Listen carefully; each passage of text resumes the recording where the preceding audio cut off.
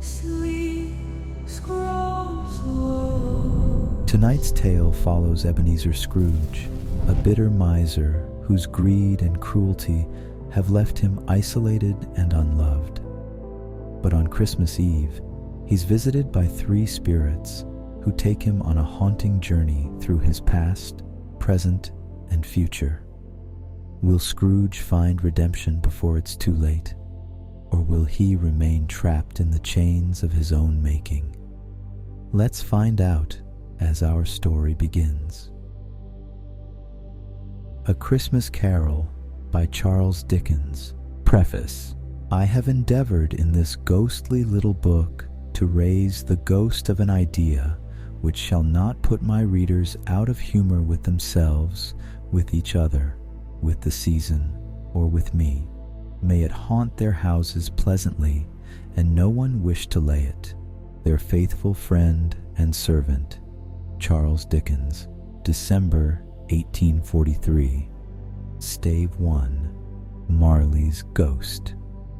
Marley was dead to begin with. There is no doubt whatever about that. The register of his burial was signed by the clergyman, the clerk, the undertaker, and the chief mourner. Scrooge signed it, and Scrooge's name was good upon change for anything he chose to put his hand to. Old Marley was as dead as a doornail. Mind, I don't mean to say that I know of my own knowledge what there is particularly dead about a doornail.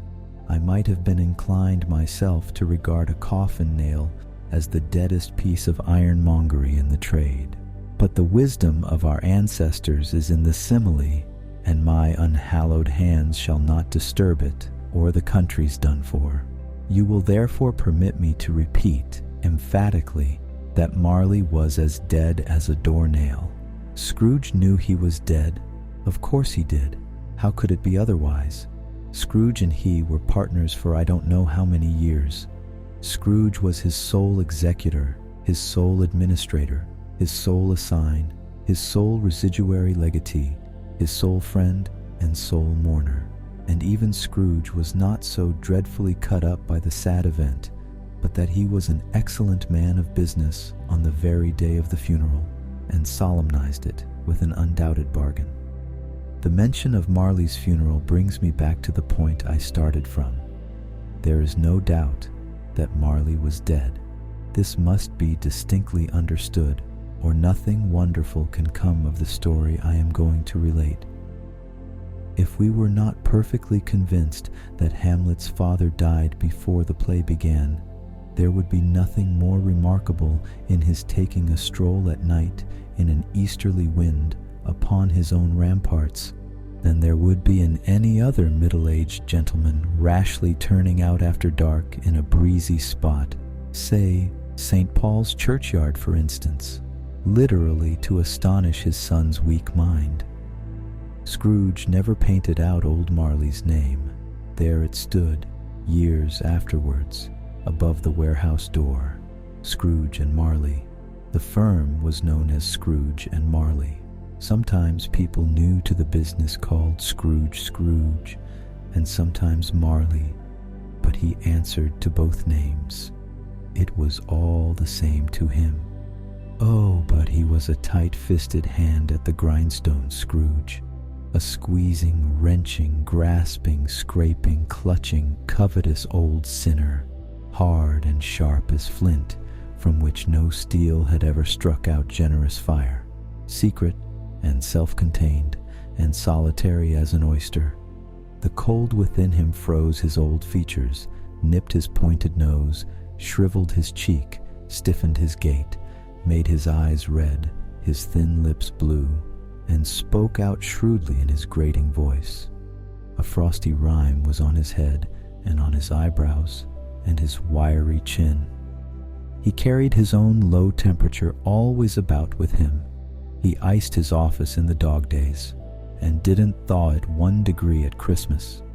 External heat and cold had little influence on Scrooge. No warmth could warm, no wintry weather chill him. No wind that blew was bitterer than he. No falling snow was more intent upon its purpose. No pelting rain less open to entreaty. Foul weather didn't know where to have him. The heaviest rain and snow and hail and sleet could boast of the advantage over him in only one respect. They often came down handsomely, and Scrooge never did.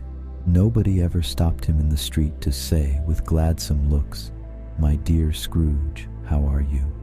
When will you come to see me?" No beggars implored him to bestow a trifle. No children asked him what it was o'clock. No man or woman ever once in all his life inquired the way to such and such a place of Scrooge. Even the blind men's dogs appeared to know him, and when they saw him coming on, would tug their owners into doorways and up courts, and then would wag their tails as though they said, "No eye at all is better than an evil eye, dark master." But what did Scrooge care? It was the very thing he liked, to edge his way along the crowded paths of life, warning all human sympathy to keep its distance, was what the knowing ones call nuts to Scrooge. Once upon a time, of all the good days in the year, on Christmas Eve, old Scrooge sat busy in his counting house. It was cold, bleak, biting weather, foggy withal, and he could hear the people in the court outside go wheezing up and down, beating their hands upon their breasts and stamping their feet upon the pavement stones to warm them. The city clocks had only just gone 3, but it was quite dark already.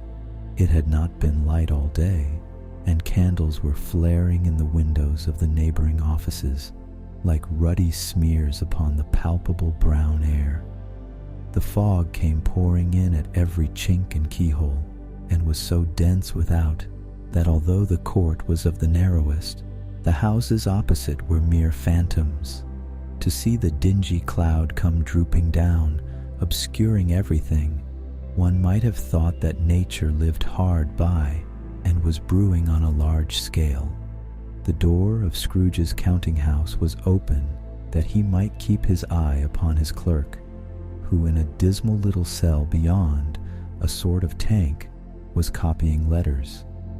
Scrooge had a very small fire, but the clerk's fire was so very much smaller that it looked like one coal. But he couldn't replenish it, for Scrooge kept the coal box in his own room, and so surely as the clerk came in with the shovel, the master predicted that it would be necessary for them to part.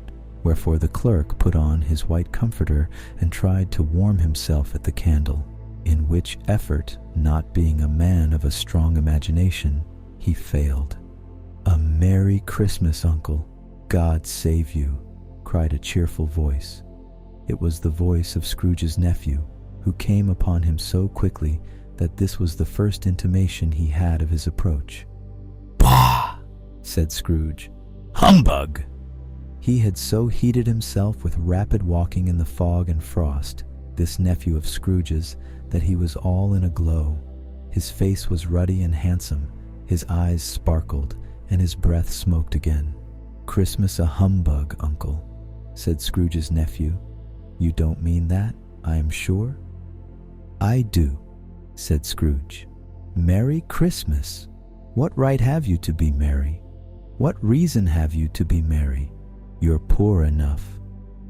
"Come then," returned the nephew gaily. "What right have you to be dismal? What reason have you to be morose? You're rich enough." Scrooge, having no better answer ready on the spur of the moment, said, "Bah!" again, and followed it up with humbug. "Don't be cross, Uncle," said the nephew. "What else can I be?" returned the uncle, "when I live in such a world of fools as this?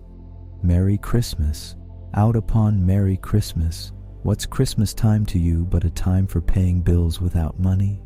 A time for finding yourself a year older but not an hour richer? A time for balancing your books and having every item in 'em through a round dozen of months presented dead against you? If I could work my will," said Scrooge indignantly, "every idiot who goes about with Merry Christmas on his lips should be boiled with his own pudding and buried with a stake of holly through his heart. He should. "Uncle," pleaded the nephew. "Nephew," returned the uncle sternly, "keep Christmas in your own way and let me keep it in mine." "Keep it," repeated Scrooge's nephew, "but you don't keep it." "Let me leave it alone then," said Scrooge. "Much good may it do you. Much good it has ever done you." "There are many things from which I might have derived good, by which I have not profited, I dare say," returned the nephew. "Christmas among the rest, but I am sure I have always thought of Christmas time, when it has come round, apart from the veneration due to its sacred name and origin, if anything belonging to it can be apart from that, as a good time, a kind, forgiving, charitable, pleasant time. The only time I know of in the long calendar of the year when men and women seem by one consent to open their shut-up hearts freely, and to think of people below them as if they really were fellow passengers to the grave, and not another race of creatures bound on other journeys. And therefore, uncle, though it has never put a scrap of gold or silver in my pocket, I believe that it has done me good, and will do me good, and I say, God bless it." The clerk in the tank involuntarily applauded. Becoming immediately sensible of the impropriety, he poked the fire and extinguished the last frail spark forever. "Let me hear another sound from you," said Scrooge, "and you'll keep your Christmas by losing your situation. You're quite a powerful speaker, sir," he added, turning to his nephew. "I wonder you don't go into Parliament." "Don't be angry, uncle. Come, dine with us tomorrow." Scrooge said that he would see him. Yes, indeed he did. He went the whole length of the expression, and said that he would see him in that extremity first. "But why?" cried Scrooge's nephew. "Why? Why did you get married?" said Scrooge. "Because I fell in love." "Because you fell in love," growled Scrooge, as if that were the only one thing in the world more ridiculous than a Merry Christmas. "Good afternoon." "Nay, uncle, but you never came to see me before that happened. Why give it as a reason for not coming now?" "Good afternoon," said Scrooge. "I want nothing from you. I ask nothing of you. Why cannot we be friends?" "Good afternoon," said Scrooge. "I am sorry with all my heart to find you so resolute. We have never had any quarrel, to which I have been a party, but I have made the trial in homage to Christmas, and I'll keep my Christmas humor to the last. So a Merry Christmas, uncle." "Good afternoon," said Scrooge, "and a Happy New Year." "Good afternoon," said Scrooge. His nephew left the room without an angry word, notwithstanding. He stopped at the outer door to bestow the greetings of the season on the clerk, who, cold as he was warmer than Scrooge, for he returned them cordially. "There's another fellow," muttered Scrooge, who overheard him. "My clerk, with 15 shillings a week and a wife and family, talking about a Merry Christmas. I'll retire to Bedlam." This lunatic, in letting Scrooge's nephew out, had let 2 other people in. They were portly gentlemen, pleasant to behold, and now stood with their hats off in Scrooge's office. They had books and papers in their hands, and bowed to him.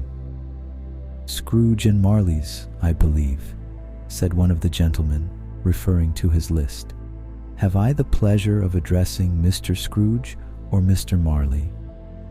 "Mr. Marley has been dead these 7 years," Scrooge replied. "He died 7 years ago this very night." "We have no doubt his liberality is well represented by his surviving partner," said the gentleman, presenting his credentials.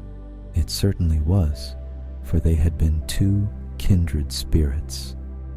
At the ominous word liberality, Scrooge frowned and shook his head and handed the credentials back.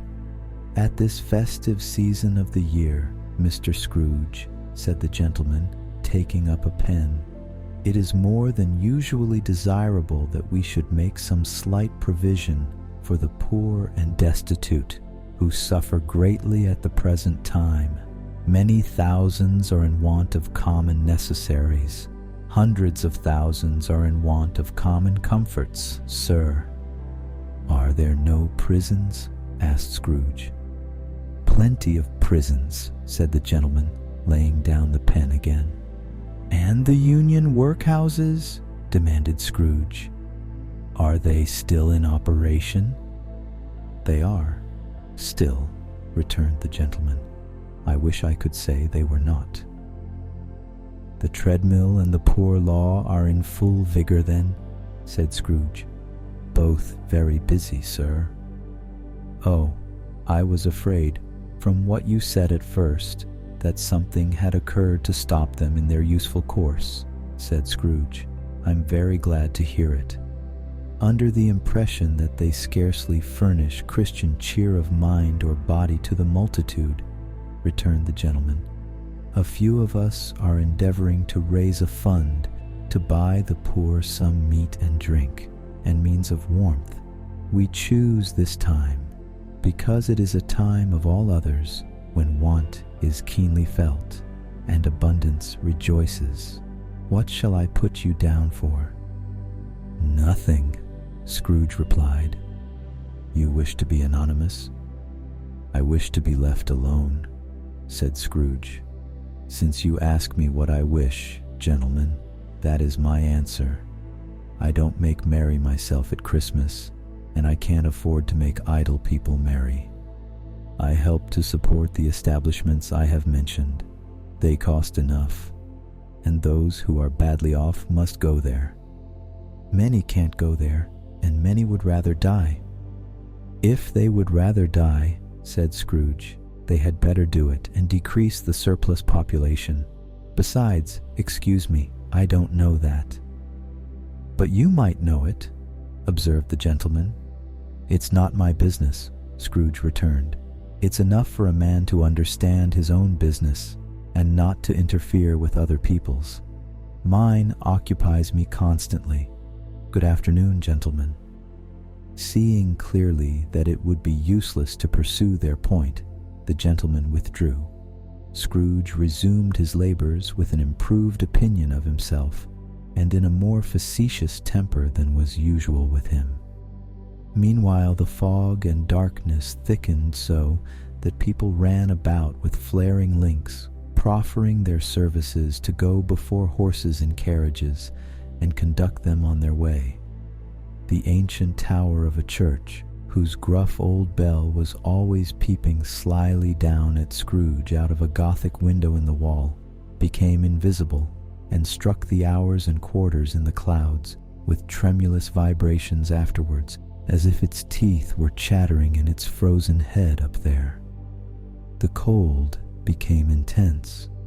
In the main street, at the corner of the court, some laborers were repairing the gas pipes, and had lighted a great fire in a brazier, round which a party of ragged men and boys were gathered, warming their hands and winking their eyes before the blaze in rapture, the water plug being left in solitude, its overflowing sullenly congealed and turned to misanthropic ice.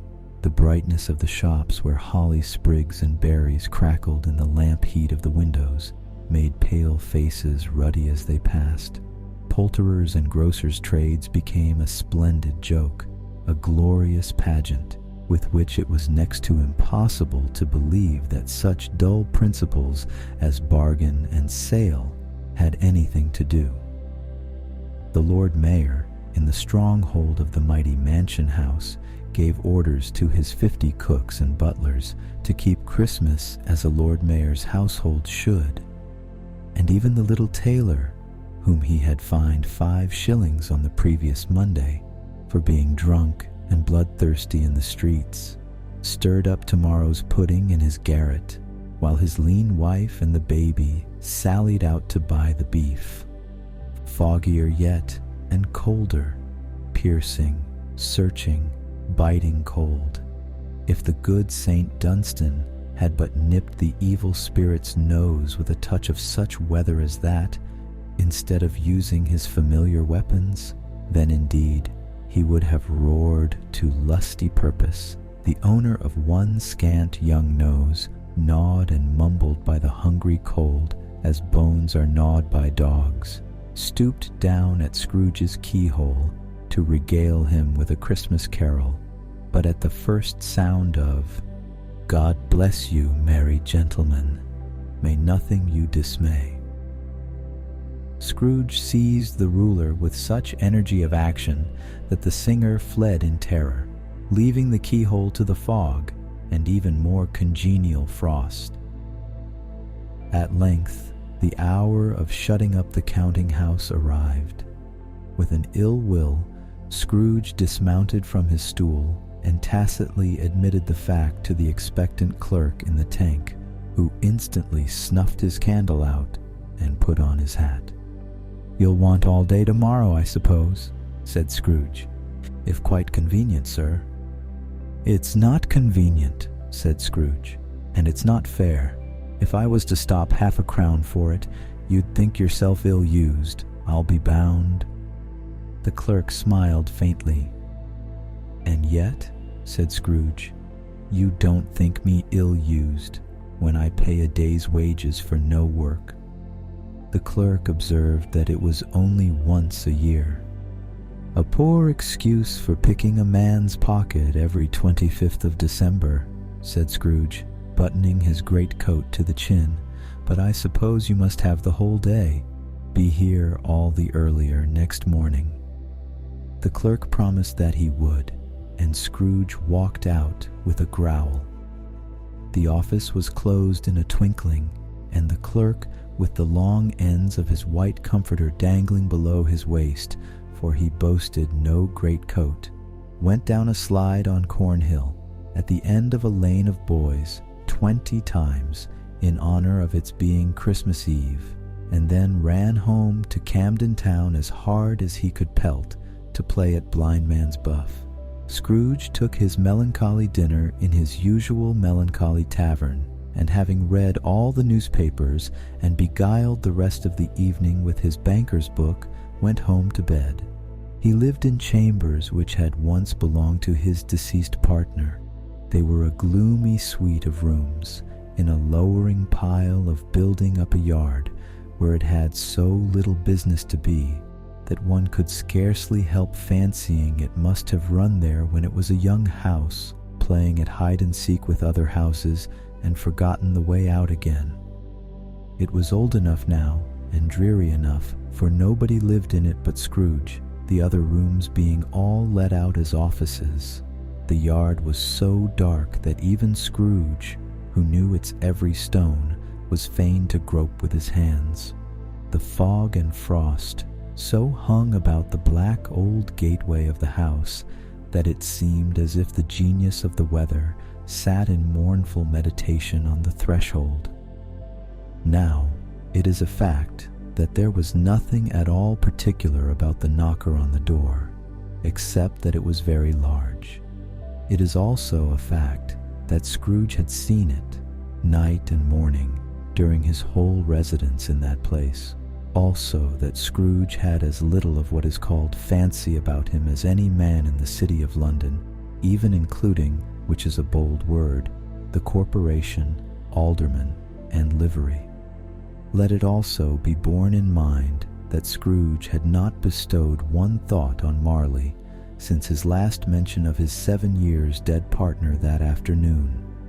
And then let any man explain to me, if he can, how it happened that Scrooge, having his key in the lock of the door, saw in the knocker, without its undergoing any intermediate process of change, not a knocker, but Marley's face. Marley's face. It was not an impenetrable shadow as the other objects in the yard were, but had a dismal light about it, like a bad lobster in a dark cellar. It was not angry or ferocious, but looked at Scrooge as Marley used to look, with ghostly spectacles turned up on its ghostly forehead. The hair was curiously stirred, as if by breath or hot air, and though the eyes were wide open, they were perfectly motionless. That, and its livid color, made it horrible, but its horror seemed to be in spite of the face and beyond its control, rather than a part of its own expression. As Scrooge looked fixedly at this phenomenon, it was a knocker again. To say that he was not startled, or that his blood was not conscious of a terrible sensation to which it had been a stranger from infancy, would be untrue. But he put his hand upon the key he had relinquished, turned it sturdily, walked in, and lighted his candle. He did pause, with a moment's irresolution, before he shut the door, and he did look cautiously behind it first, as if he half expected to be terrified with the sight of Marley's pigtail sticking out into the hall.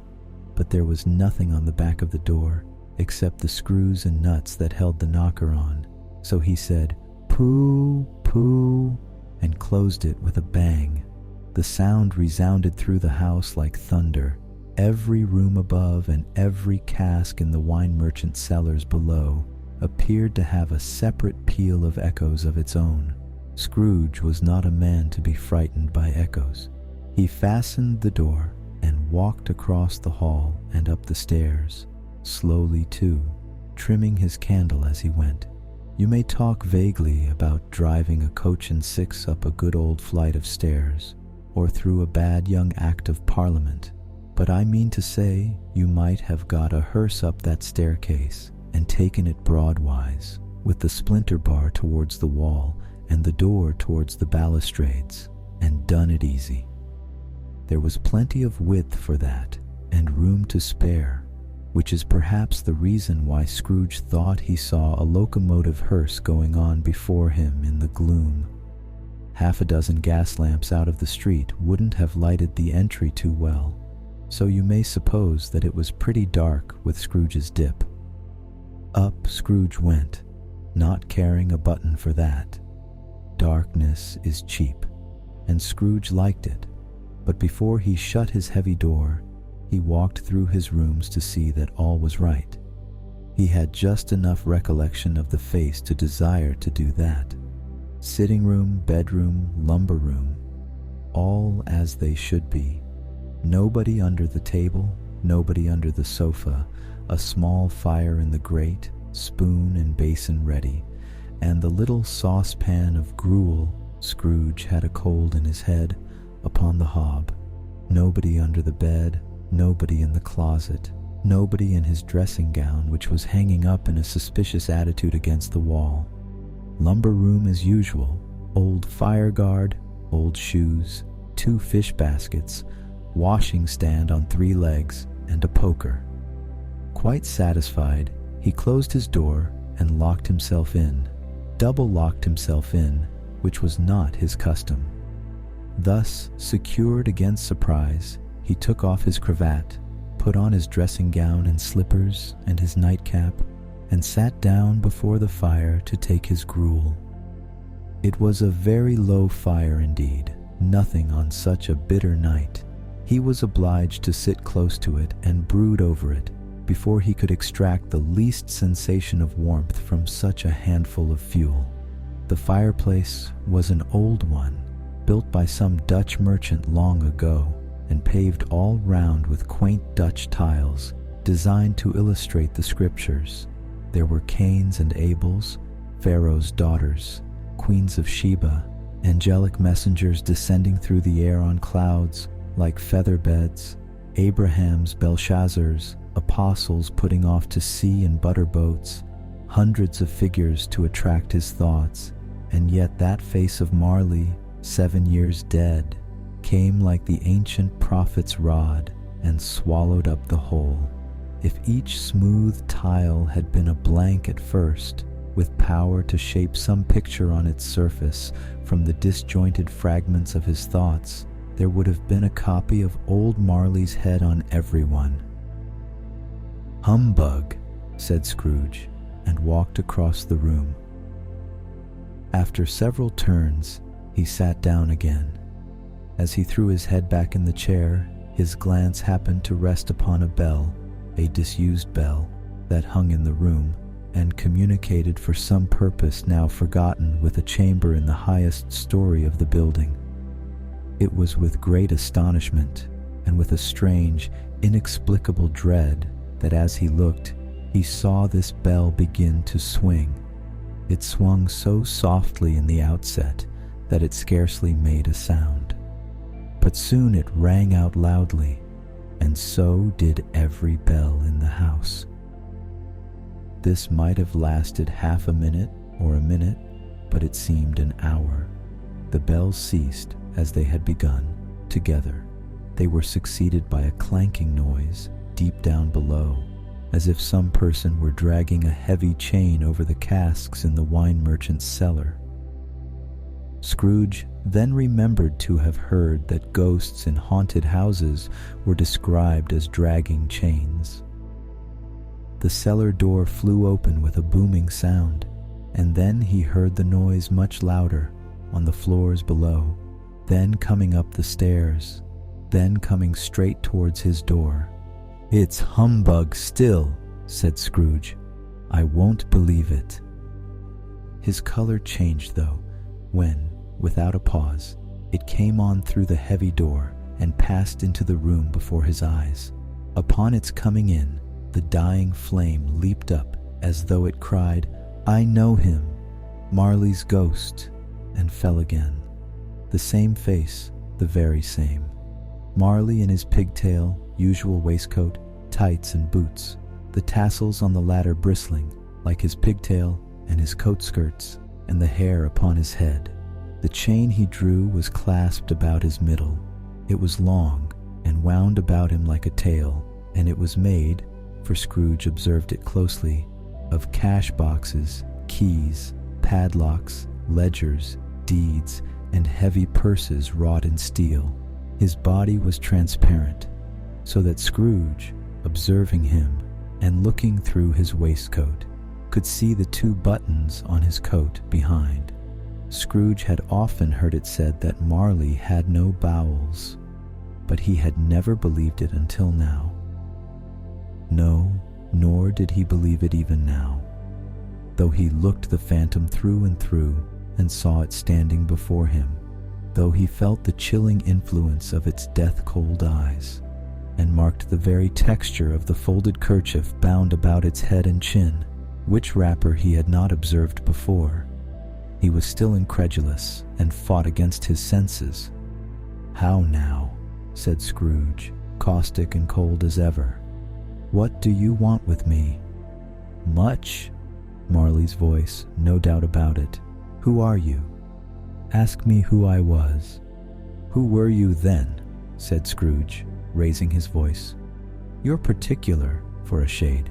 He was going to say to a shade, but substituted this as more appropriate. "In life, I was your partner, Jacob Marley."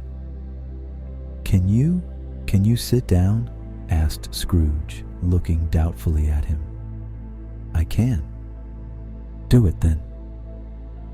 Scrooge asked the question because he didn't know whether a ghost so transparent might find himself in a condition to take a chair, and felt that in the event of its being impossible, it might involve the necessity of an embarrassing explanation.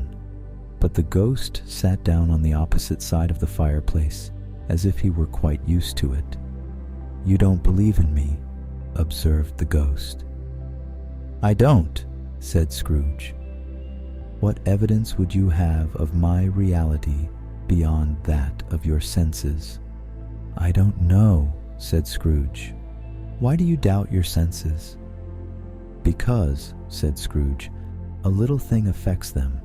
A slight disorder of the stomach makes them cheats. You may be an undigested bit of beef, a blot of mustard, a crumb of cheese, a fragment of an underdone potato. There's more of gravy than of grave about you, whatever you are." Scrooge was not much in the habit of cracking jokes, nor did he feel, in his heart, by any means waggish then. The truth is, that he tried to be smart as a means of distracting his own attention and keeping down his terror. For the spectre's voice disturbed the very marrow in his bones. To sit, staring at those fixed, glazed eyes, in silence for a moment, would play, Scrooge felt, the very deuce with him. There was something very awful, too, in the spectre's being provided with an infernal atmosphere of its own. Scrooge could not feel it himself, but this was clearly the case. For though the ghost sat perfectly motionless, its hair and skirts and tassels were still agitated as by the hot vapor from an oven. "You see this toothpick?" said Scrooge, returning quickly to the charge for the reason just assigned, and wishing, though it were only for a second, to divert the vision's stony gaze from himself. "I do," replied the ghost. "You are not looking at it," said Scrooge. "But I see it," said the ghost, "notwithstanding." "Well," returned Scrooge, "I have but to swallow this, and be for the rest of my days persecuted by a legion of goblins, all of my own creation. Humbug, I tell you, humbug!" At this the spirit raised a frightful cry and shook its chain with such a dismal and appalling noise that Scrooge held on tight to his chair to save himself from falling in a swoon. But how much greater was his horror when the phantom, taking off the bandage round its head, as if it were too warm to wear indoors, its lower jaw dropped down upon its breast. Scrooge fell upon his knees and clasped his hands before his face. "Mercy," he said, "dreadful apparition, why do you trouble me?" "Man of the worldly mind," replied the ghost, "do you believe in me or not?" "I do," said Scrooge. "I must. But why do spirits walk the earth, and why do they come to me?" "It is required of every man," the ghost returned, "that the spirit within him should walk abroad among his fellow men, and travel far and wide, and if that spirit goes not forth in life, it is condemned to do so after death. It is doomed to wander through the world, oh woe is me, and witness what it cannot share, but might have shared on earth, and turned to happiness."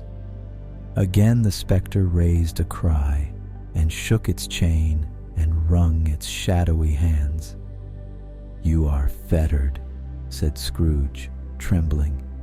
"Tell me why." "I wear the chain I forged in life," replied the ghost. "I made it link by link, and yard by yard. I girded it on of my own free will, and of my own free will I wore it. Is its pattern strange to you?"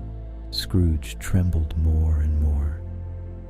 "Or would you know," pursued the ghost, "the weight and length of the strong coil you bear yourself?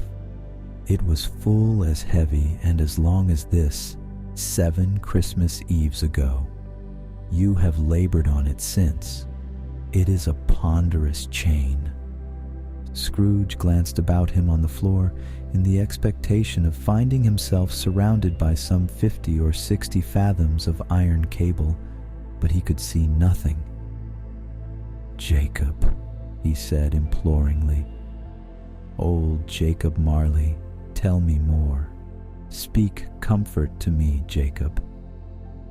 "I have none to give," the ghost replied. "It comes from other regions, Ebenezer Scrooge, and is conveyed by other ministers to other kinds of men, nor can I tell you what I would. A very little more is all permitted to me. I cannot rest, I cannot stay, I cannot linger anywhere. My spirit never walked beyond our counting house. Mark me, in life my spirit never roved beyond the narrow limits of our money-changing hole, and weary journeys lie before me." It was a habit with Scrooge, whenever he became thoughtful, to put his hands in his breeches pockets. Pondering on what the ghost had said, he did so now, but without lifting up his eyes or getting off his knees. "You must have been very slow about it, Jacob," Scrooge observed in a businesslike manner, though with humility and deference. "Slow," the ghost repeated. "7 years dead," mused Scrooge, "and traveling all the time." "The whole time," said the ghost, "no rest, no peace, incessant torture of remorse." "You travel fast?" said Scrooge. "On the wings of the wind," replied the ghost. "You might have got over a great quantity of ground in 7 years," said Scrooge. The ghost, on hearing this, set up another cry and clanked its chain so hideously in the dead silence of the night that the ward would have been justified in indicting it for a nuisance. "Oh, captive, bound and double-ironed," cried the phantom, "not to know that ages of incessant labor by immortal creatures for this earth must pass into eternity before the good of which it is susceptible is all developed. Not to know that any Christian spirit working kindly in its little sphere, whatever it may be, will find its mortal life too short for its vast means of usefulness. Not to know that no space of regret can make amends for one life's opportunity misused. Yet such was I, oh, such was I." "But you were always a good man of business, Jacob," faltered Scrooge, who now began to apply this to himself. "Business!" cried the ghost, wringing its hands again. "Mankind was my business. The common welfare was my business. Charity, mercy, forbearance, and benevolence were all my business. The dealings of my trade were but a drop of water in the comprehensive ocean of my business. It held up its chain at arm's length, as if that were the cause of all its unavailing grief, and flung it heavily upon the ground again. At this time of the rolling year, the spectre said, I suffer most. Why did I walk through crowds of fellow beings with my eyes turned down, and never raise them to that blessed star which led the wise men to a poor abode? Were there no poor homes to which its light would have conducted me? Scrooge was very much dismayed to hear the spectre going on at this rate, and began to quake exceedingly. Hear me, cried the ghost. My time is nearly gone. I will, said Scrooge, but don't be hard upon me.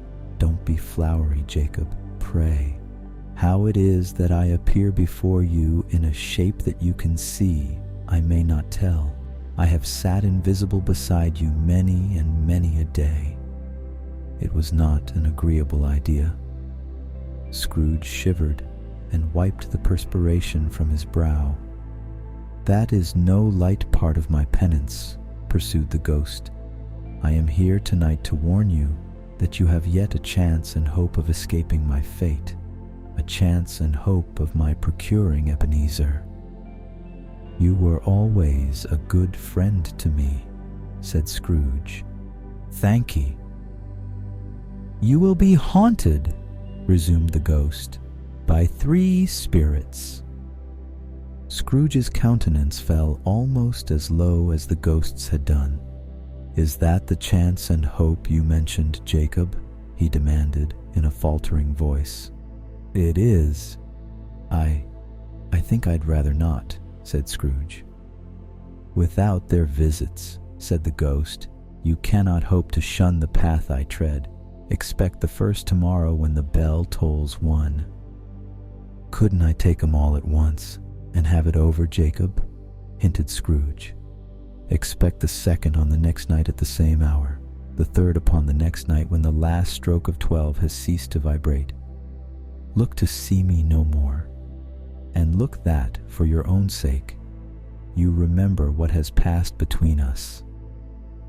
When it had said these words, the spectre took its wrapper from the table and bound it round its head as before. Scrooge knew this by the smart sound its teeth made when the jaws were brought together by the bandage. He ventured to raise his eyes again, and found his supernatural visitor confronting him in an erect attitude, with its chain wound over and about its arm. The apparition walked backward from him, and at every step it took, the window raised itself a little, so that when the spectre reached it, it was wide open. It beckoned Scrooge to approach, which he did. When they were within 2 paces of each other, Marley's ghost held up its hand, warning him to come no nearer. Scrooge stopped, not so much in obedience as in surprise and fear, for on the raising of the hand he became sensible of confused noises in the air, incoherent sounds of lamentation and regret, wailings inexpressibly sorrowful and self-accusatory. The spectre, after listening for a moment, joined in the mournful dirge and floated out upon the bleak, dark night. Scrooge followed to the window, desperate in his curiosity. He looked out. The air was filled with phantoms, wandering hither and thither in restless haste and moaning as they went. Every one of them wore chains like Marley's ghost. Some few, they might be guilty governments, were linked together. None were free. Many had been personally known to Scrooge in their lives. He had been quite familiar with one old ghost in a white waistcoat with a monstrous iron safe attached to its ankle, who cried piteously at being unable to assist a wretched woman with an infant whom it saw below upon a doorstep. The misery with them all was, clearly, that they sought to interfere for good in human matters, and had lost the power forever. Whether these creatures faded into mist, or mist enshrouded them, he could not tell, but they and their spirit voices faded together, and the night became as it had been when he walked home. Scrooge closed the window and examined the door by which the ghost had entered. It was double locked, as he had locked it with his own hands, and the bolts were undisturbed. He tried to say, "Humbug," but stopped at the first syllable, and being from the emotion he had undergone, or the fatigues of the day, or his glimpse of the invisible world, or the dull conversation of the ghost, or the lateness of the hour, much in need of repose, went straight to bed without undressing, and fell asleep upon the instant. Stave 2. The first of the 3 spirits. When Scrooge awoke, it was so dark that looking out of bed, he could scarcely distinguish the transparent window from the opaque walls of his chamber. He was endeavoring to pierce the darkness with his ferret eyes when the chimes of a neighboring church struck the 4 quarters. So he listened for the hour. To his great astonishment, the heavy bell went on from 6 to 7, and from 7 to 8, and regularly up to 12, then stopped. 12. It was past 2 when he went to bed. The clock was wrong. An icicle must have got into the works. 12. He touched the spring of his repeater to correct this most preposterous clock. Its rapid little pulse beat 12 and stopped. "Why, it isn't possible," said Scrooge, "that I can have slept through a whole day and far into another night. It isn't possible that anything has happened to the sun, and this is 12 at noon." The idea being an alarming one, he scrambled out of bed and groped his way to the window. He was obliged to rub the frost off with the sleeve of his dressing gown before he could see anything, and could see very little then. All he could make out was that it was still very foggy and extremely cold, and that there was no noise of people running to and fro and making a great stir, as there unquestionably would have been if night had beaten off bright day and taken possession of the world. This was a great relief, because 3 days after sight of this first of exchange pay to Mr. Ebenezer Scrooge, or his order, and so forth, would have become a mere United States security if there were no days to count by. Scrooge went to bed again and thought, and thought, and thought it over and over and over, and could make nothing of it. The more he thought, the more perplexed he was, and the more he endeavored not to think, the more he thought. Marley's ghost bothered him exceedingly. Every time he resolved within himself, after mature inquiry, that it was all a dream, his mind flew back again, like a strong spring released, to its first position, and presented the same problem to be worked all through. Was it a dream or not? Scrooge lay in this state until the chime had gone 3/4 more, when he remembered, on a sudden, that the ghost had warned him of a visitation when the bell tolled one. He resolved to lie awake until the hour was past, and considering that he could no more go to sleep than go to heaven, this was perhaps the wisest resolution in his power. The quarter was so long that he was more than once convinced he must have sunk into a doze unconsciously and missed the clock. At length it broke upon his listening ear. Ding dong. "A quarter past," said Scrooge, counting. Ding dong. "Half past," said Scrooge. Ding dong. "A quarter to it," said Scrooge. Ding dong. "The hour itself," said Scrooge triumphantly, "and nothing else." He spoke before the hour bell sounded, which it now did with a deep, dull, hollow, melancholy one. Light flashed up in the room upon the instant, and the curtains of his bed were drawn. The curtains of his bed were drawn aside, I tell you, by a hand. Not the curtains at his feet, nor the curtains at his back, but those to which his face was addressed. The curtains of his bed were drawn aside, and Scrooge, starting up into a half-recumbent attitude, found himself face to face with the unearthly visitor who drew them, as close to it as I am now to you, and I am standing in the spirit at your elbow. It was a strange figure, like a child, yet not so like a child as like an old man, viewed through some supernatural medium, which gave him the appearance of having receded from the view, and being diminished to a child's proportions. Its hair, which hung about its neck and down its back, was white as if with age, and yet the face had not a wrinkle in it, and the tenderest bloom was on the skin. The arms were very long and muscular, the hands the same, as if its hold were of uncommon strength.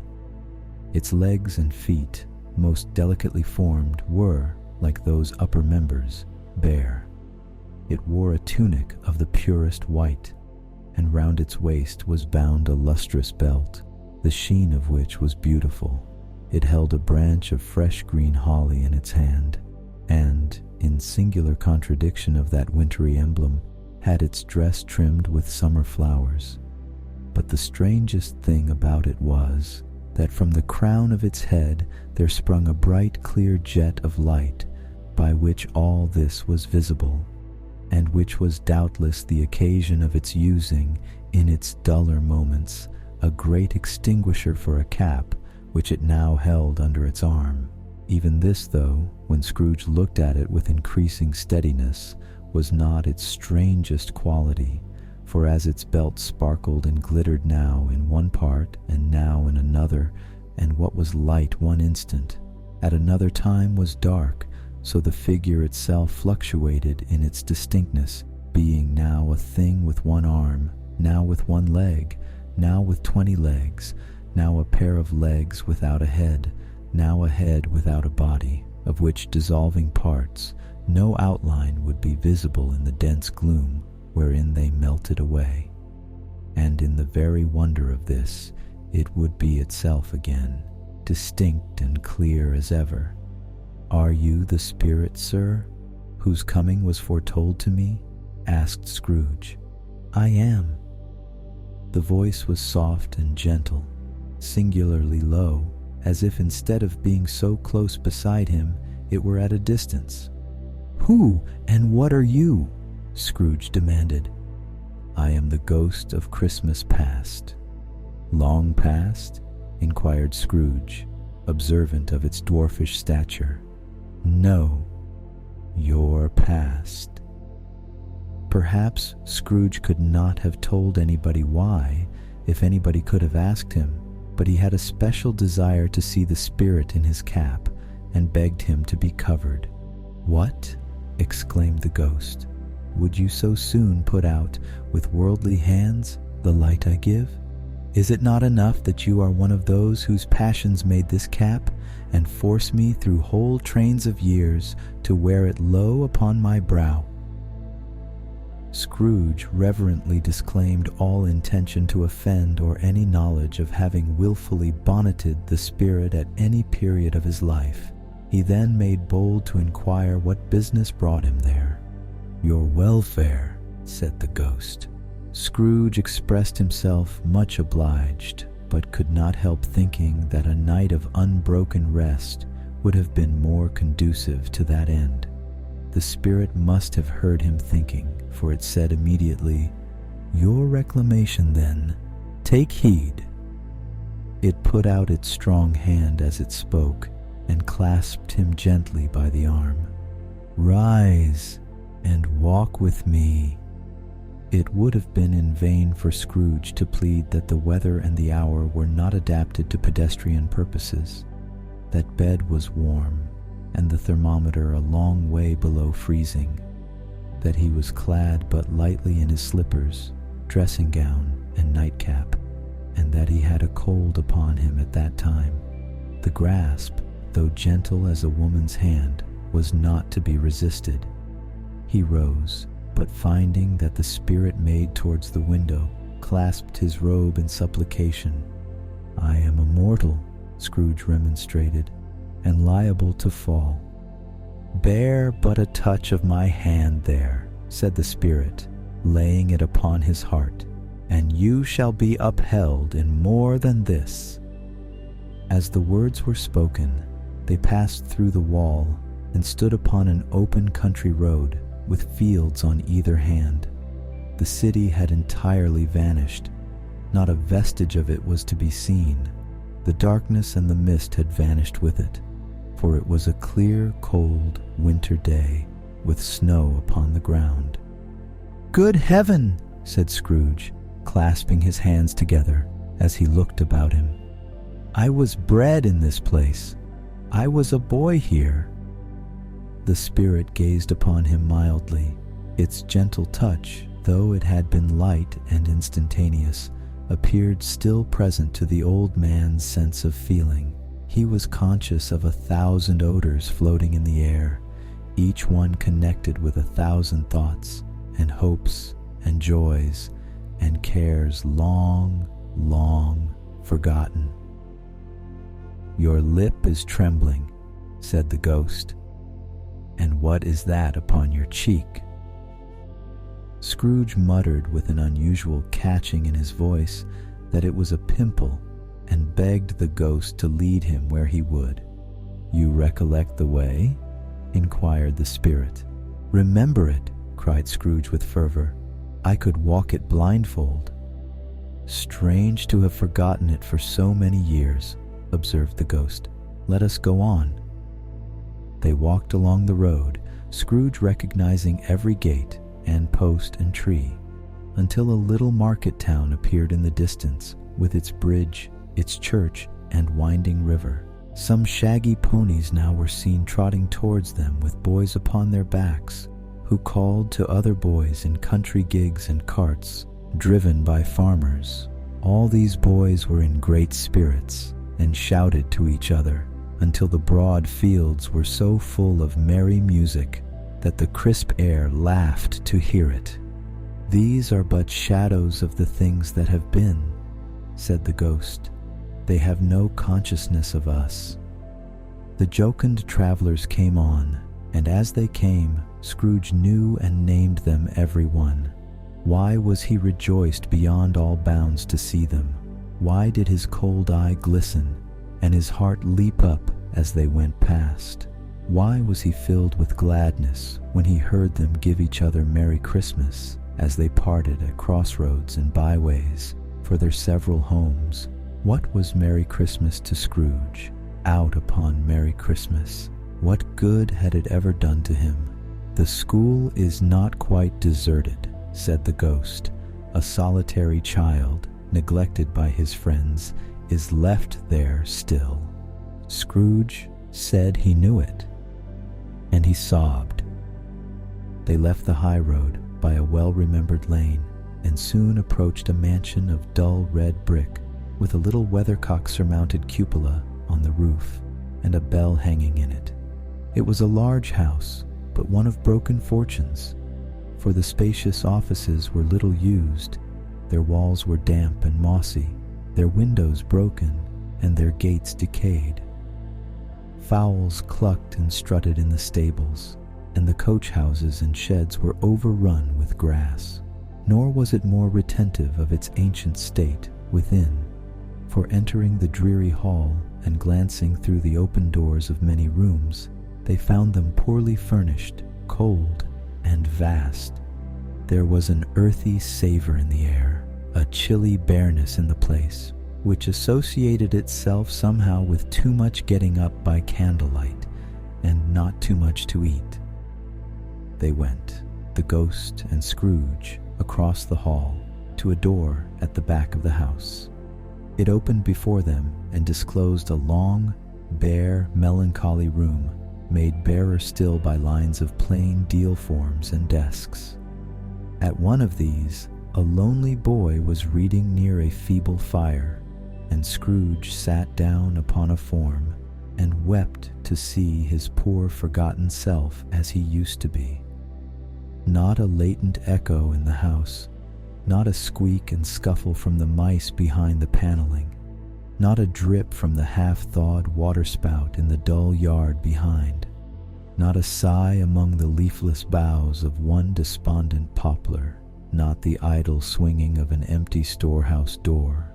No, not a clicking in the fire, but fell upon the heart of Scrooge with a softening influence and gave a freer passage to his tears. The spirit touched him on the arm and pointed to his younger self, intent upon his reading. Suddenly, a man, in foreign garments, wonderfully real and distinct to look at, stood outside the window with an axe stuck in his belt and leading by the bridle an ass laden with wood. "Why, it's Ali Baba!" Scrooge exclaimed in ecstasy. "It's dear old honest Ali Baba. Yes, yes, I know.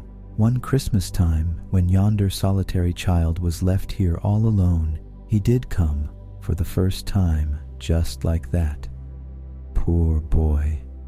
"And Valentine," said Scrooge, "and his wild brother Orson. There they go. And what's his name, who was put down in his drawers asleep at the gate of Damascus? Don't you see him? And the Sultan's groom turned upside down by the genie. There he is upon his head. Serve him right.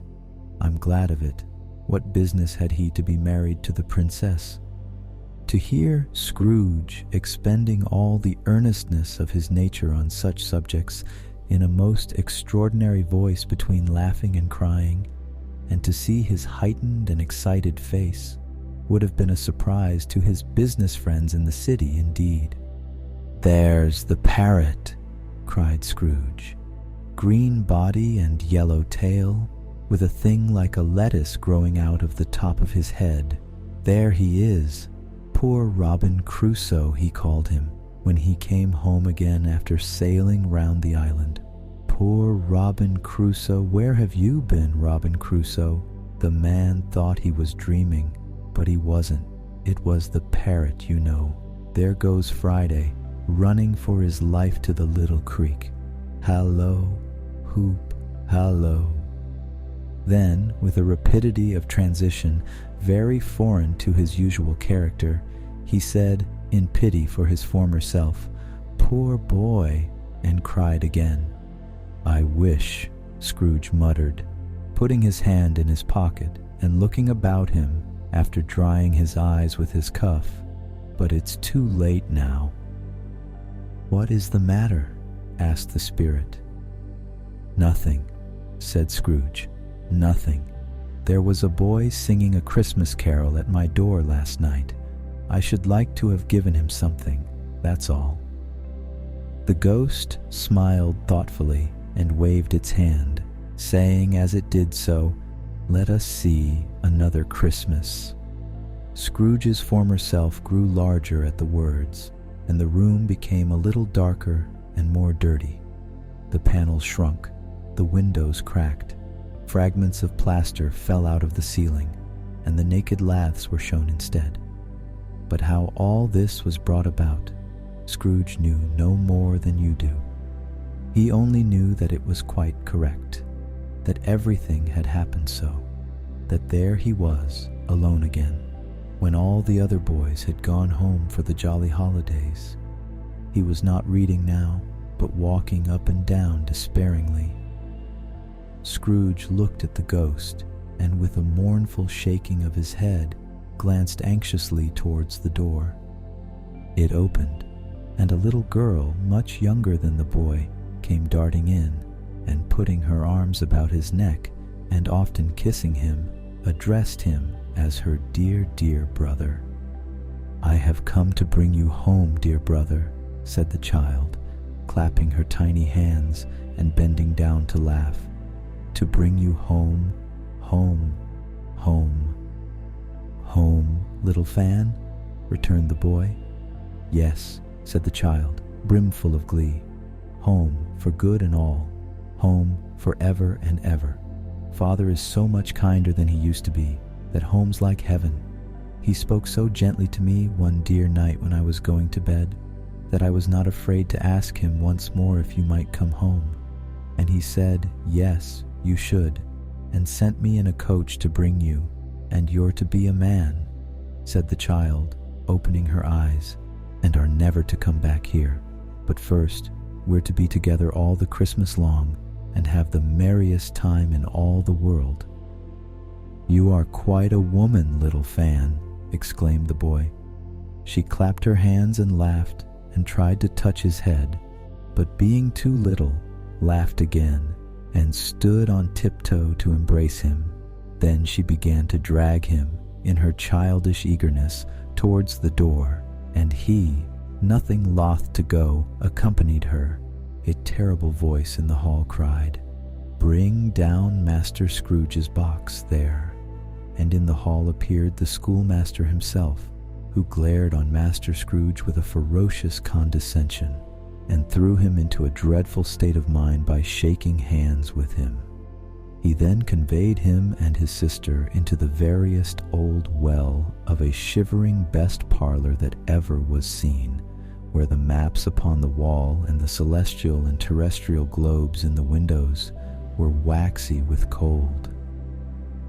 Here he produced a decanter of curiously light wine and a block of curiously heavy cake, and administered installments of those dainties to the young people, at the same time sending out a meager servant to offer a glass of something to the postboy, who answered that he thanked the gentleman, but if it was the same tap as he had tasted before, he had rather not. Master Scrooge's trunk being by this time tied on to the top of the chaise, the children bade the schoolmaster goodbye right willingly, and getting into it, drove gaily down the garden sweep, the quick wheels dashing the hoar frost and snow from off the dark leaves of the evergreens like spray. "Always a delicate creature, whom a breath might have withered," said the ghost, "but she had a large heart." "So she had," cried Scrooge. "You're right. I will not gainsay it, Spirit. God forbid." "She died a woman," said the ghost, "and had, as I think, children." "One child," Scrooge returned. "True," said the ghost. "Your nephew." Scrooge seemed uneasy in his mind, and answered briefly, "Yes." Although they had but that moment left the school behind them, they were now in the busy thoroughfares of a city, where shadowy passengers passed and repassed, where shadowy carts and coaches battled for the way, and all the strife and tumult of a real city were. It was made plain enough by the dressing of the shops that here too it was Christmas time again. But it was evening, and the streets were lighted up. The ghost stopped at a certain warehouse door and asked Scrooge if he knew it. "Know it," said Scrooge. "Was I apprenticed here?" They went in.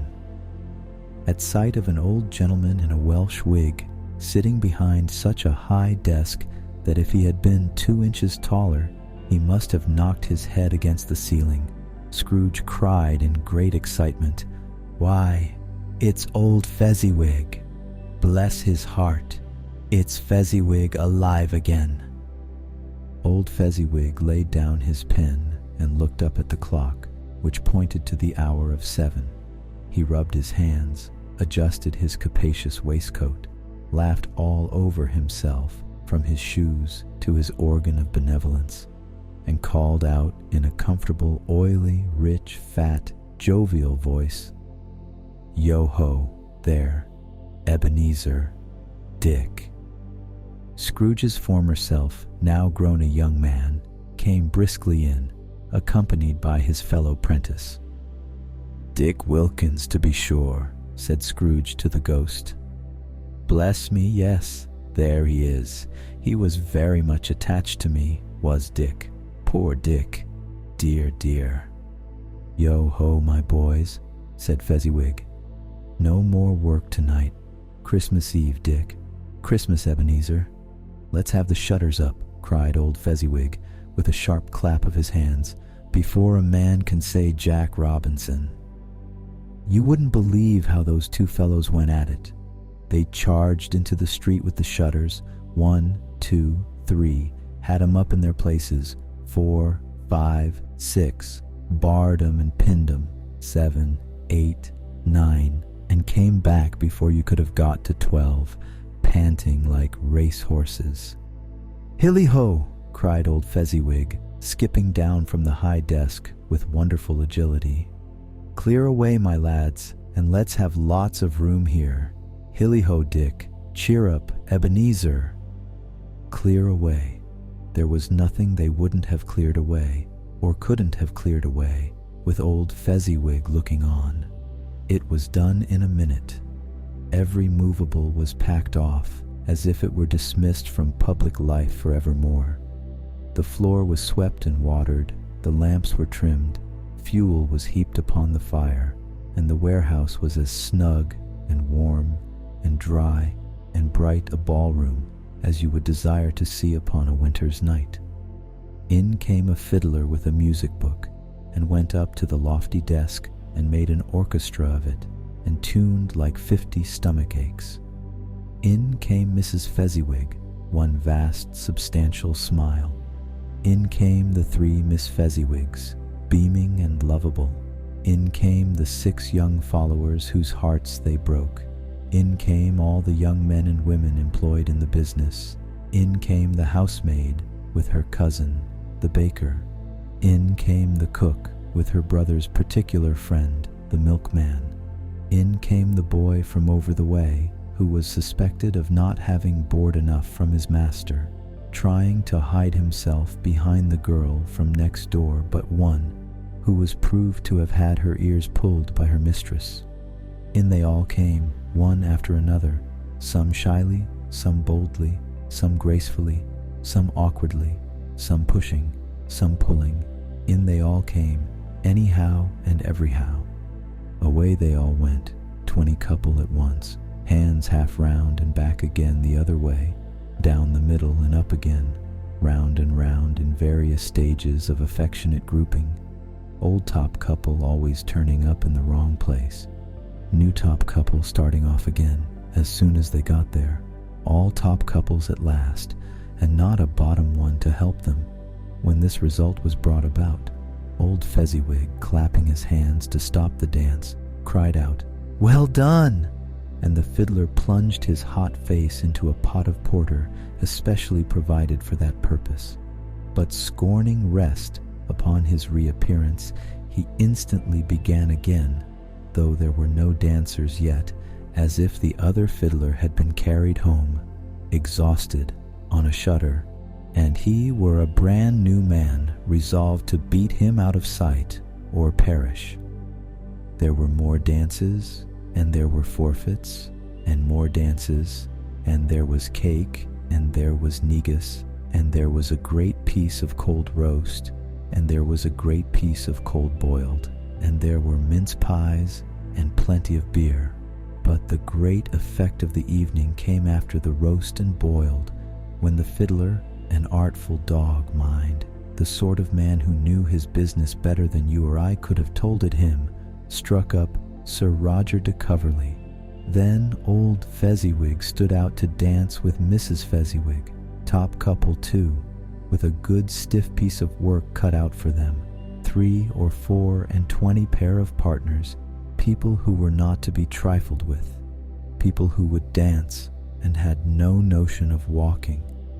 But if they had been twice as many, 4 times, old Fezziwig would have been a match for them, and so would Mrs. Fezziwig. As to her, she was worthy to be his partner in every sense of the term. If that's not high praise, tell me higher, and I'll use it. A positive light appeared to issue from Fezziwig's calves. They shone in every part of the dance like moons. You couldn't have predicted, at any given time, what would have become of them next. And when old Fezziwig and Mrs. Fezziwig had gone all through the dance, advance and retire, both hands to your partner, bow and curtsy, corkscrew, thread the needle, and back again to your place. Fezziwig cut so deftly that he appeared to wink with his legs, and came upon his feet again without a stagger. When the clock struck 11, this domestic ball broke up. Mr. and Mrs. Fezziwig took their stations, one on either side of the door, and shaking hands with every person individually as he or she went out, wished him or her a Merry Christmas. When everybody had retired but the 2 prentices, they did the same to them, and thus the cheerful voices died away, and the lads were left to their beds, which were under a counter in the back shop. During the whole of this time, Scrooge had acted like a man out of his wits. His heart and soul were in the scene, and with his former self. He corroborated everything, remembered everything, enjoyed everything, and underwent the strangest agitation. It was not until now, when the bright faces of his former self and Dick were turned from them, that he remembered the ghost, and became conscious that it was looking full upon him, while the light upon its head burnt very clear. "A small matter," said the ghost, "to make these silly folks so full of gratitude." "Small," echoed Scrooge. The spirit signed to him to listen to the 2 apprentices, who were pouring out their hearts in praise of Fezziwig, and when he had done so, said, "Why, is it not? He has spent but a few pounds of your mortal money, 3 or 4 perhaps. Is that so much that he deserves this praise?" "It isn't that," said Scrooge, heated by the remark, and speaking unconsciously like his former, not his latter, self. "It isn't that, spirit. He has the power to render us happy or unhappy, to make our service light or burdensome, a pleasure or a toil. Say that his power lies in words and looks, in things so slight and insignificant that it is impossible to add and count 'em up. What then? The happiness he gives is quite as great as if it cost a fortune." He felt the spirit's glance and stopped. "What is the matter?" asked the ghost. "Nothing particular," said Scrooge. "Something, I think," the ghost insisted. "No," said Scrooge. "No. I should like to be able to say a word or 2 to my clerk just now. That's all." His former self turned down the lamps as he gave utterance to the wish, and Scrooge and the ghost again stood side by side in the open air. "My time grows short," observed the spirit. "Quick." This was not addressed to Scrooge or to anyone whom he could see, but it produced an immediate effect. For again Scrooge saw himself. He was older now, a man in the prime of life. His face had not the harsh and rigid lines of later years, but it had begun to wear the signs of care and avarice. There was an eager, greedy, restless motion in the eye which showed the passion that had taken root, and where the shadow of the growing tree would fall. He was not alone, but sat by the side of a fair young girl in a mourning dress, in whose eyes there were tears, which sparkled in the light that shone out of the ghost of Christmas past. "It matters little," she said softly, "to you, very little. Another idol has displaced me, and if it can cheer and comfort you in time to come, as I would have tried to do, I have no just cause to grieve." "What idol has displaced you?" he rejoined. "A golden one." "This is the even-handed dealing of the world," he said. "There is nothing on which it is so hard as poverty, and there is nothing it professes to condemn with such severity as the pursuit of wealth." "You fear the world too much," she answered gently. "All your other hopes have merged into the hope of being beyond the chance of its sordid reproach. I have seen your nobler aspirations fall off one by one until the master passion, gain, engrosses you. Have I not?" "What then?" he retorted. "Even if I have grown so much wiser, what then? I am not changed towards you." She shook her head. "Am I?" "Our contract is an old one.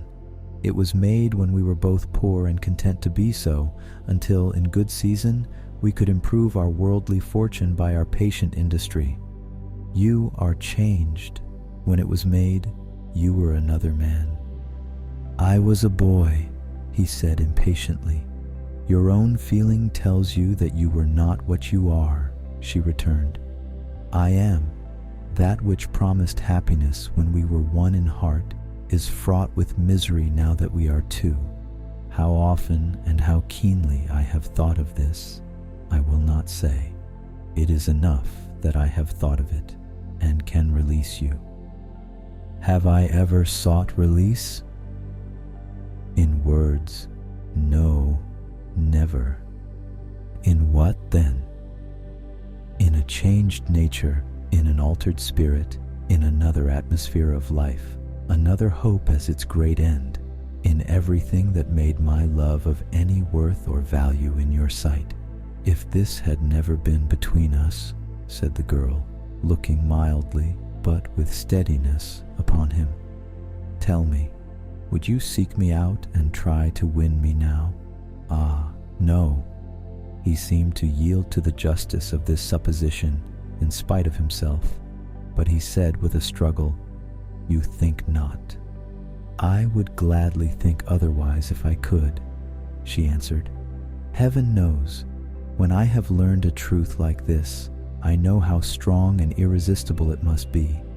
But if you were free today, tomorrow, yesterday, can even I believe that you would choose a dowerless girl, you who, in your very confidence with her, weigh everything by gain, or, choosing her, if for a moment you were false enough to your one guiding principle to do so, do I not know that your repentance and regret would surely follow?"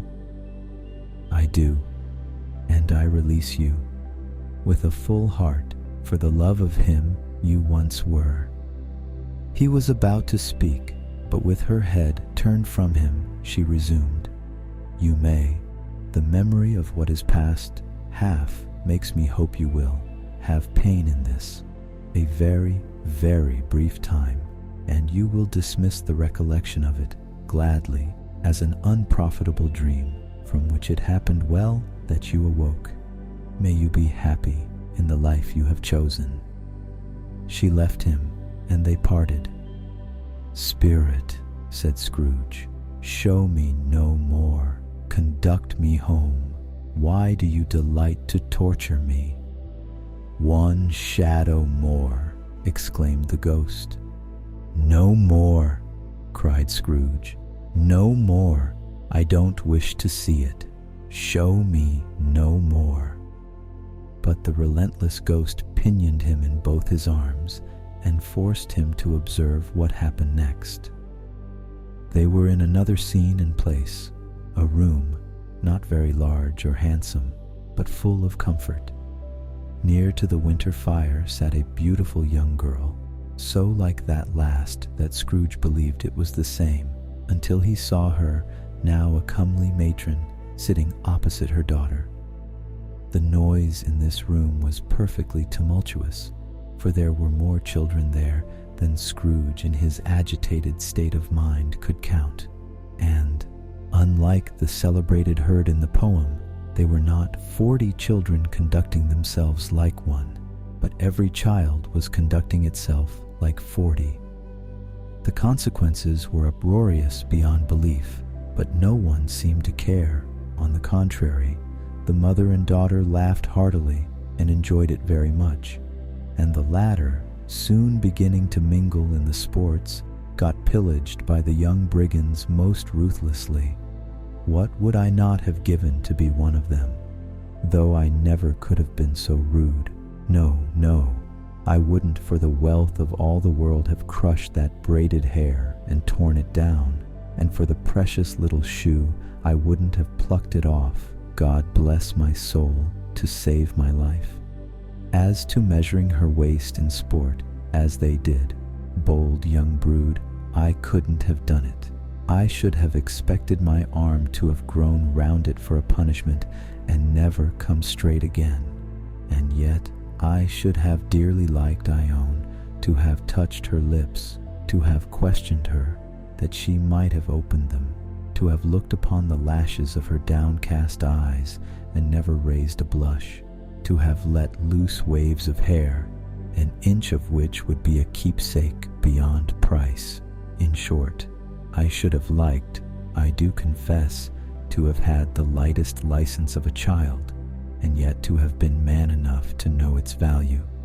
But now, a knocking at the door was heard, and such a rush immediately ensued that she, with laughing face and plundered dress, was borne towards it, the center of a flushed and boisterous group, just in time to greet the father, who came home attended by a man laden with Christmas toys and presents.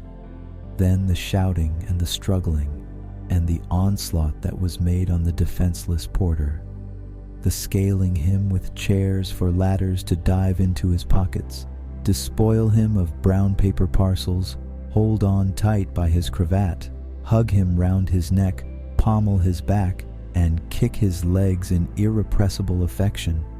The shouts of wonder and delight with which the development of every package was received, the terrible announcement that the baby had been taken in the act of putting a doll's frying pan into his mouth, and was more than suspected of having swallowed a fictitious turkey glued on a wooden platter, the immense relief of finding this a false alarm, the joy and gratitude and ecstasy, they are all indescribable alike.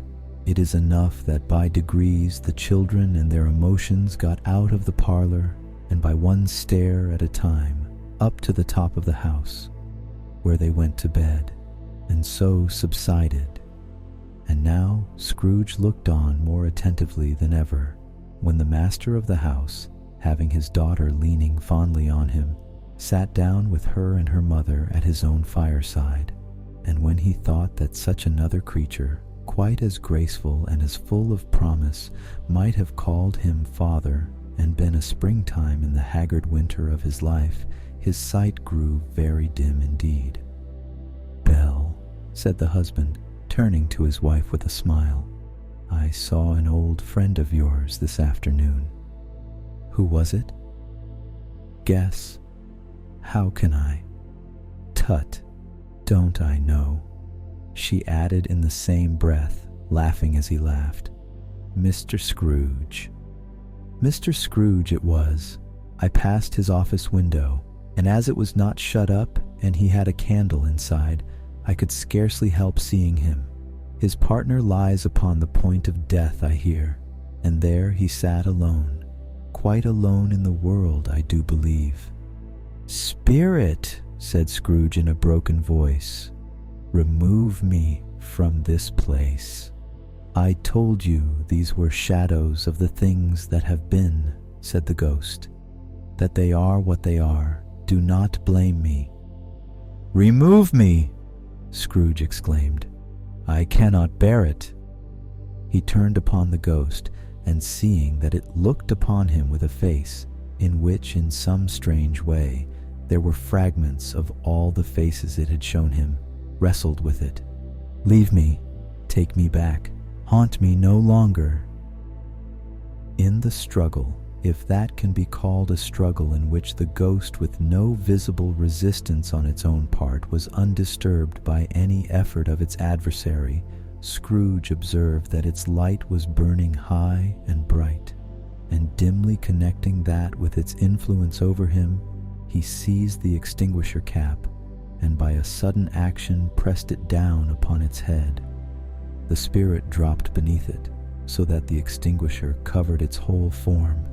But though Scrooge pressed it down with all his force, he could not hide the light, which streamed from under it in an unbroken flood upon the ground. He was conscious of being exhausted and overcome by an irresistible drowsiness, and further, of being in his own bedroom. He gave the cap a parting squeeze, in which his hand relaxed, and had barely time to reel to bed before he sank into a heavy sleep. Stave 3, the second of the three spirits. Awaking in the middle of a prodigiously tough snore, and sitting up in bed to get his thoughts together, Scrooge had no occasion to be told that the bell was again upon the stroke of 1. He felt that he was restored to consciousness in the right nick of time, for the especial purpose of holding a conference with the second messenger dispatched to him through Jacob Marley's intervention. But finding that he turned uncomfortably cold when he began to wonder which of his curtains this new spectre would draw back, he put them everyone aside with his own hands, and lying down again, established a sharp lookout all round the bed, for he wished to challenge the spirit on the moment of its appearance, and did not wish to be taken by surprise and made nervous. Gentlemen of the free and easy sort, who plume themselves on being acquainted with a move or two, and being usually equal to the time of day, express the wide range of their capacity for adventure by observing that they are good for anything from pitch and toss to manslaughter, between which opposite extremes, no doubt, there lies a tolerably wide and comprehensive range of subjects. Without venturing for Scrooge quite as heartily as this, I don't mind calling on you to believe that he was ready for a good broad field of strange appearances, and that nothing between a baby and rhinoceros would have astonished him very much. Now, being prepared for almost anything, he was not by any means prepared for nothing, and consequently, when the bell struck 1 and no shape appeared, he was taken with a violent fit of trembling. 5 minutes, 10 minutes, a quarter of an hour went by, yet nothing came. All this time he lay upon his bed, the very core and center of a blaze of ruddy light, which streamed upon it when the clock proclaimed the hour, and which, being only light, was more alarming than a dozen ghosts, as he was powerless to make out what it meant or would be at, and was sometimes apprehensive that he might be at that very moment an interesting case of spontaneous combustion without having the consolation of knowing it.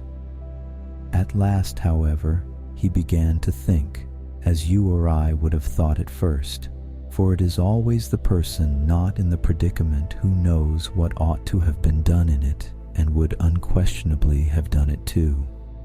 At last, I say, he began to think that the source and secret of this ghostly light might be in the adjoining room, from whence, on further tracing it, It seemed to shine. This idea taking full possession of his mind, he got up softly and shuffled in his slippers to the door. The moment Scrooge's hand was on the lock, a strange voice called him by his name and bade him enter. He obeyed. It was his own room. There was no doubt about that. But it had undergone a surprising transformation. The walls and ceiling were so hung with living green that it looked a perfect grove, from every part of which bright gleaming berries glistened. The crisp leaves of holly, mistletoe, and ivy reflected back the light, as if so many little mirrors had been scattered there, and such a mighty blaze went roaring up the chimney, as that dull petrification of a hearth had never known in Scrooge's time, or Marley's, or for many and many a winter season gone. Heaped up on the floor, to form a kind of throne, were turkeys, geese, game, poultry, brawn, great joints of meat, sucking pigs, long wreaths of sausages, mince pies, plum puddings, barrels of oysters, red-hot chestnuts, cherry-cheeked apples, juicy oranges, luscious pears, immense twelfth cakes, and seething bowls of punch that made the chamber dim with their delicious steam. In easy state upon this couch there sat a jolly giant, glorious to see, who bore a glowing torch in shape not unlike Plenty's horn, and held it up, high up, to shed its light on Scrooge as he came peeping round the door. "Come in," exclaimed the ghost. "Come in, and know me better, man." Scrooge entered timidly and hung his head before this spirit. He was not the dogged Scrooge he had been, and though the spirit's eyes were clear and kind, he did not like to meet them. "I am the ghost of Christmas present," said the spirit. "Look upon me." Scrooge reverently did so. It was clothed in one simple green robe, or mantle, bordered with white fur. This garment hung so loosely on the figure that its capacious breast was bare, as if disdaining to be warded or concealed by any artifice. Its feet, observable beneath the ample folds of the garment, were also bare, and on its head it wore no other covering than a holly wreath, set here and there with shining icicles.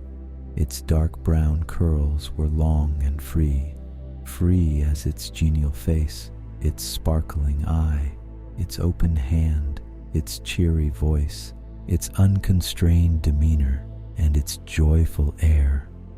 Girded round its middle was an antique scabbard, but no sword was in it, and the ancient sheath was eaten up with rust. "You have never seen the like of me before," exclaimed the spirit. "Never," Scrooge made answer to it. "Have never walked forth with the younger members of my family, meaning, for I am very young, my elder brothers born in these later years?" pursued the phantom. "I don't think I have," said Scrooge. "I am afraid I have not. Have you had many brothers, spirit?" "More than 1,800, said the ghost. "A tremendous family to provide for," muttered Scrooge. The ghost of Christmas present rose. "Spirit," said Scrooge submissively, "conduct me where you will. I went forth last night on compulsion, and I learnt a lesson which is working now. Tonight, if you have aught to teach me, let me profit by it. Touch my robe." Scrooge did as he was told, and held it fast. Holly, mistletoe, red berries, ivy, turkeys, geese, game, poultry, brawn, meat, pigs, sausages, oysters, pies, puddings, fruit, and punch all vanished instantly. So did the room, the fire, the ruddy glow, the hour of night, and they stood in the city streets on Christmas morning, where, for the weather was severe, the people made a rough but brisk and not unpleasant kind of music, in scraping the snow from the pavement in front of their dwellings and from the tops of their houses, whence it was mad delight to the boys to see it come plumping down into the road below, and splitting into artificial little snowstorms. The house fronts looked black enough, and the windows blacker, contrasting with the smooth white sheet of snow upon the roofs, and with the dirtier snow upon the ground, which last deposit had been plowed up in deep furrows by the heavy wheels of carts and wagons, furrows that crossed and recrossed each other hundreds of times where the great streets branched off and made intricate channels hard to trace in the thick yellow mud and icy water. The sky was gloomy, and the shortest streets were choked up with a dingy mist, half-thawed, half-frozen, whose heavier particles descended in a shower of sooty atoms, as if all the chimneys in Great Britain had, by one consent, caught fire and were blazing away to their dear hearts' content. There was nothing very cheerful in the climate or the town, and yet was there an air of cheerfulness abroad that the clearest summer air and brightest summer sun might have endeavored to diffuse in vain. For the people who were shoveling away on the housetops were jovial and full of glee, calling out to one another from the parapets, and now and then exchanging a facetious snowball, better-natured missile far than many a wordy jest, laughing heartily if it went right, and not less heartily if it went wrong. The poulterers' shops were still half open, and the fruiterers were radiant in their glory.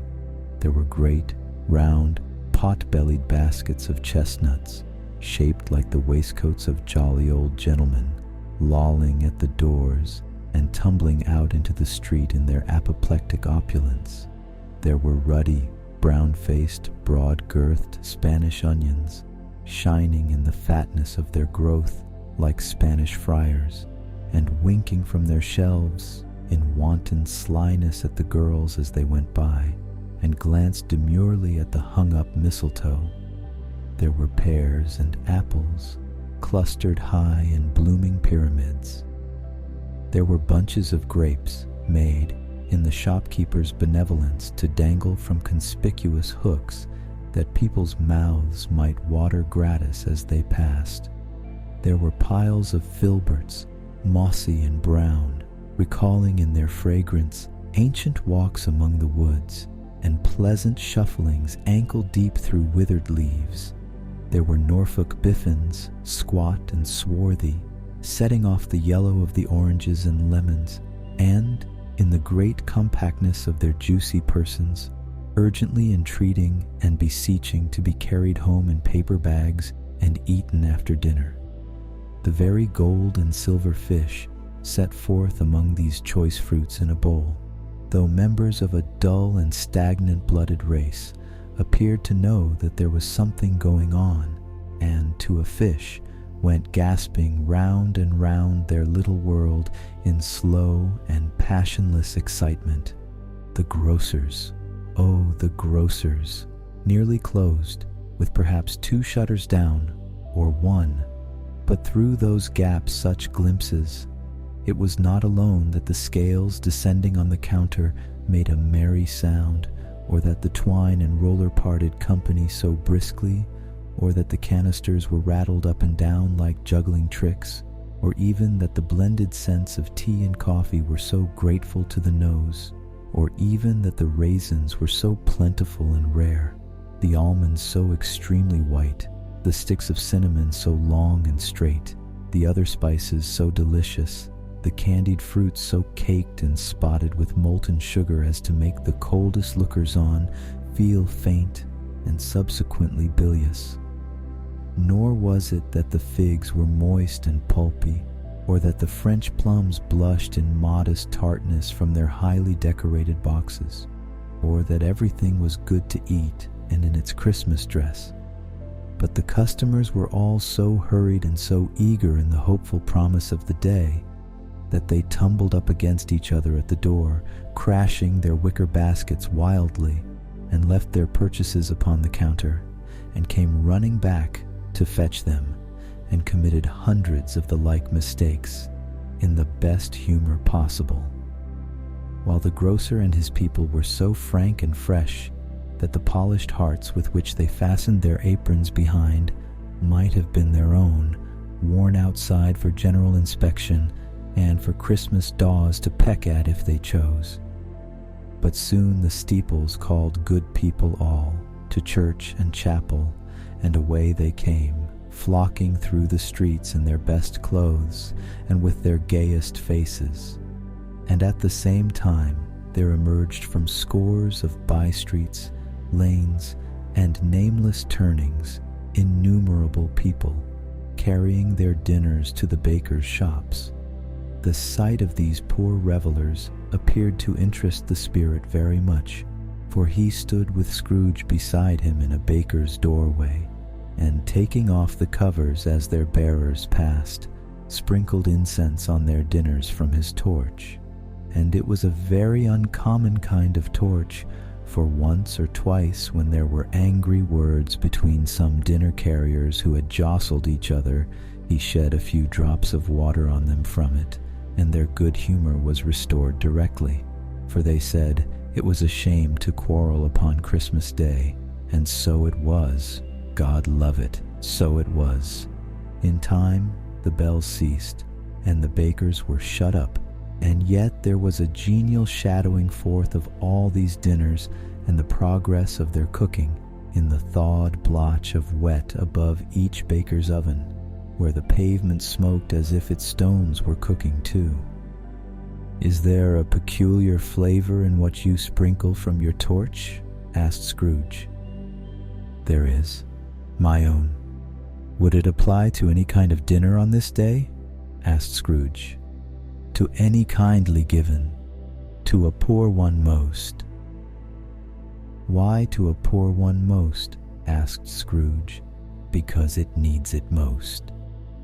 "Spirit," said Scrooge after a moment's thought, "I wonder you, of all the beings in the many worlds about us, should desire to cramp these people's opportunities of innocent enjoyment." "I," cried the Spirit.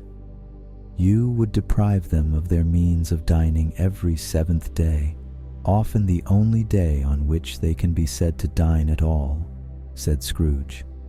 "Wouldn't you?" "I," cried the Spirit. "You seek to close these places on the seventh day?"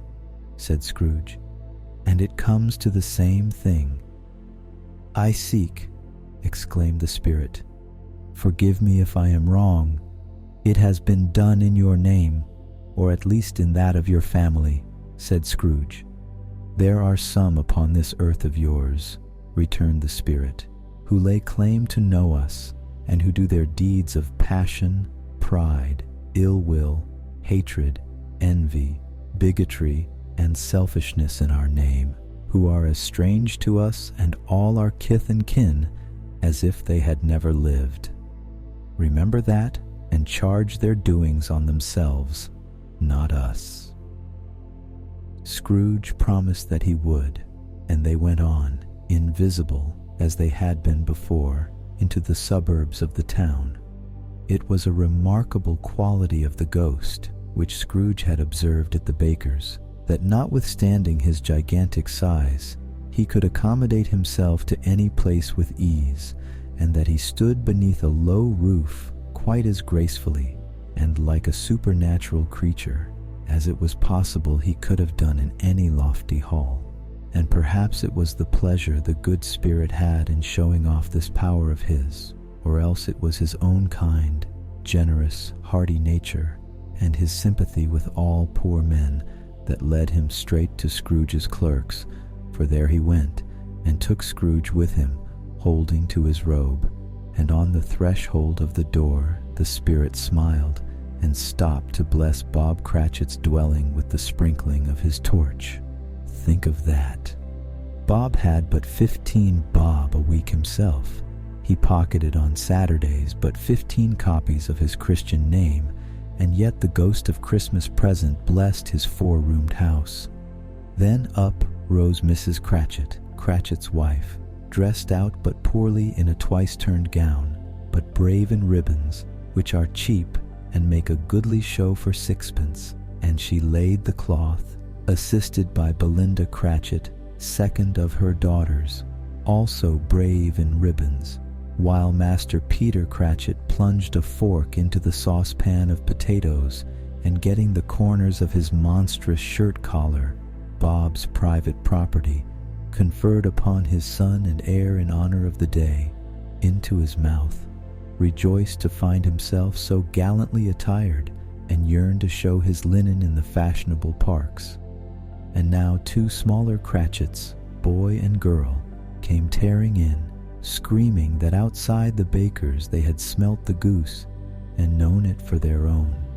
And basking in luxurious thoughts of sage and onion, these young Cratchits danced about the table and exalted Master Peter Cratchit to the skies, while he, not proud, although his collars nearly choked him, blew the fire until the slow potatoes, bubbling up, knocked loudly at the saucepan lid to be let out and peeled.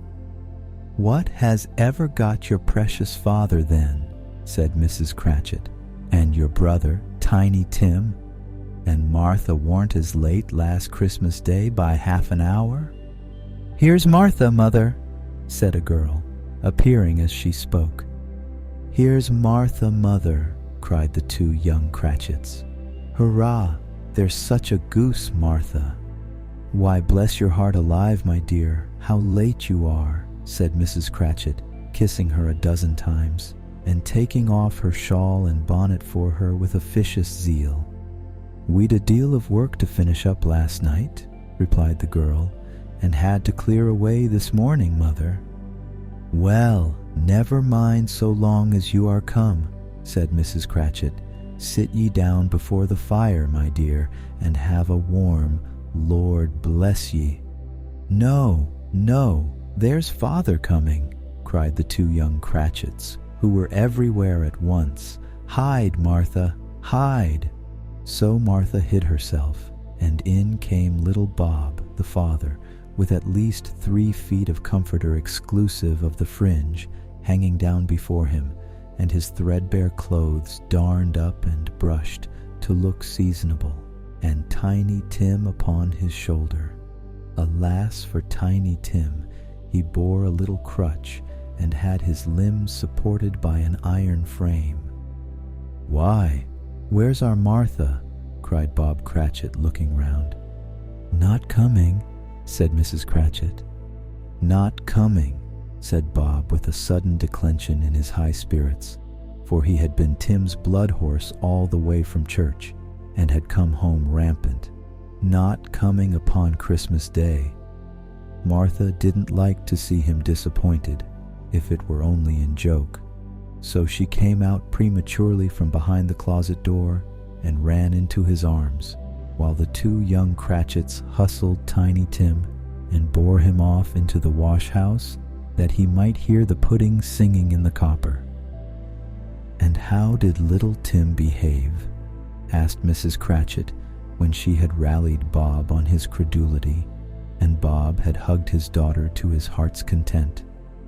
"As good as gold," said Bob, "and better.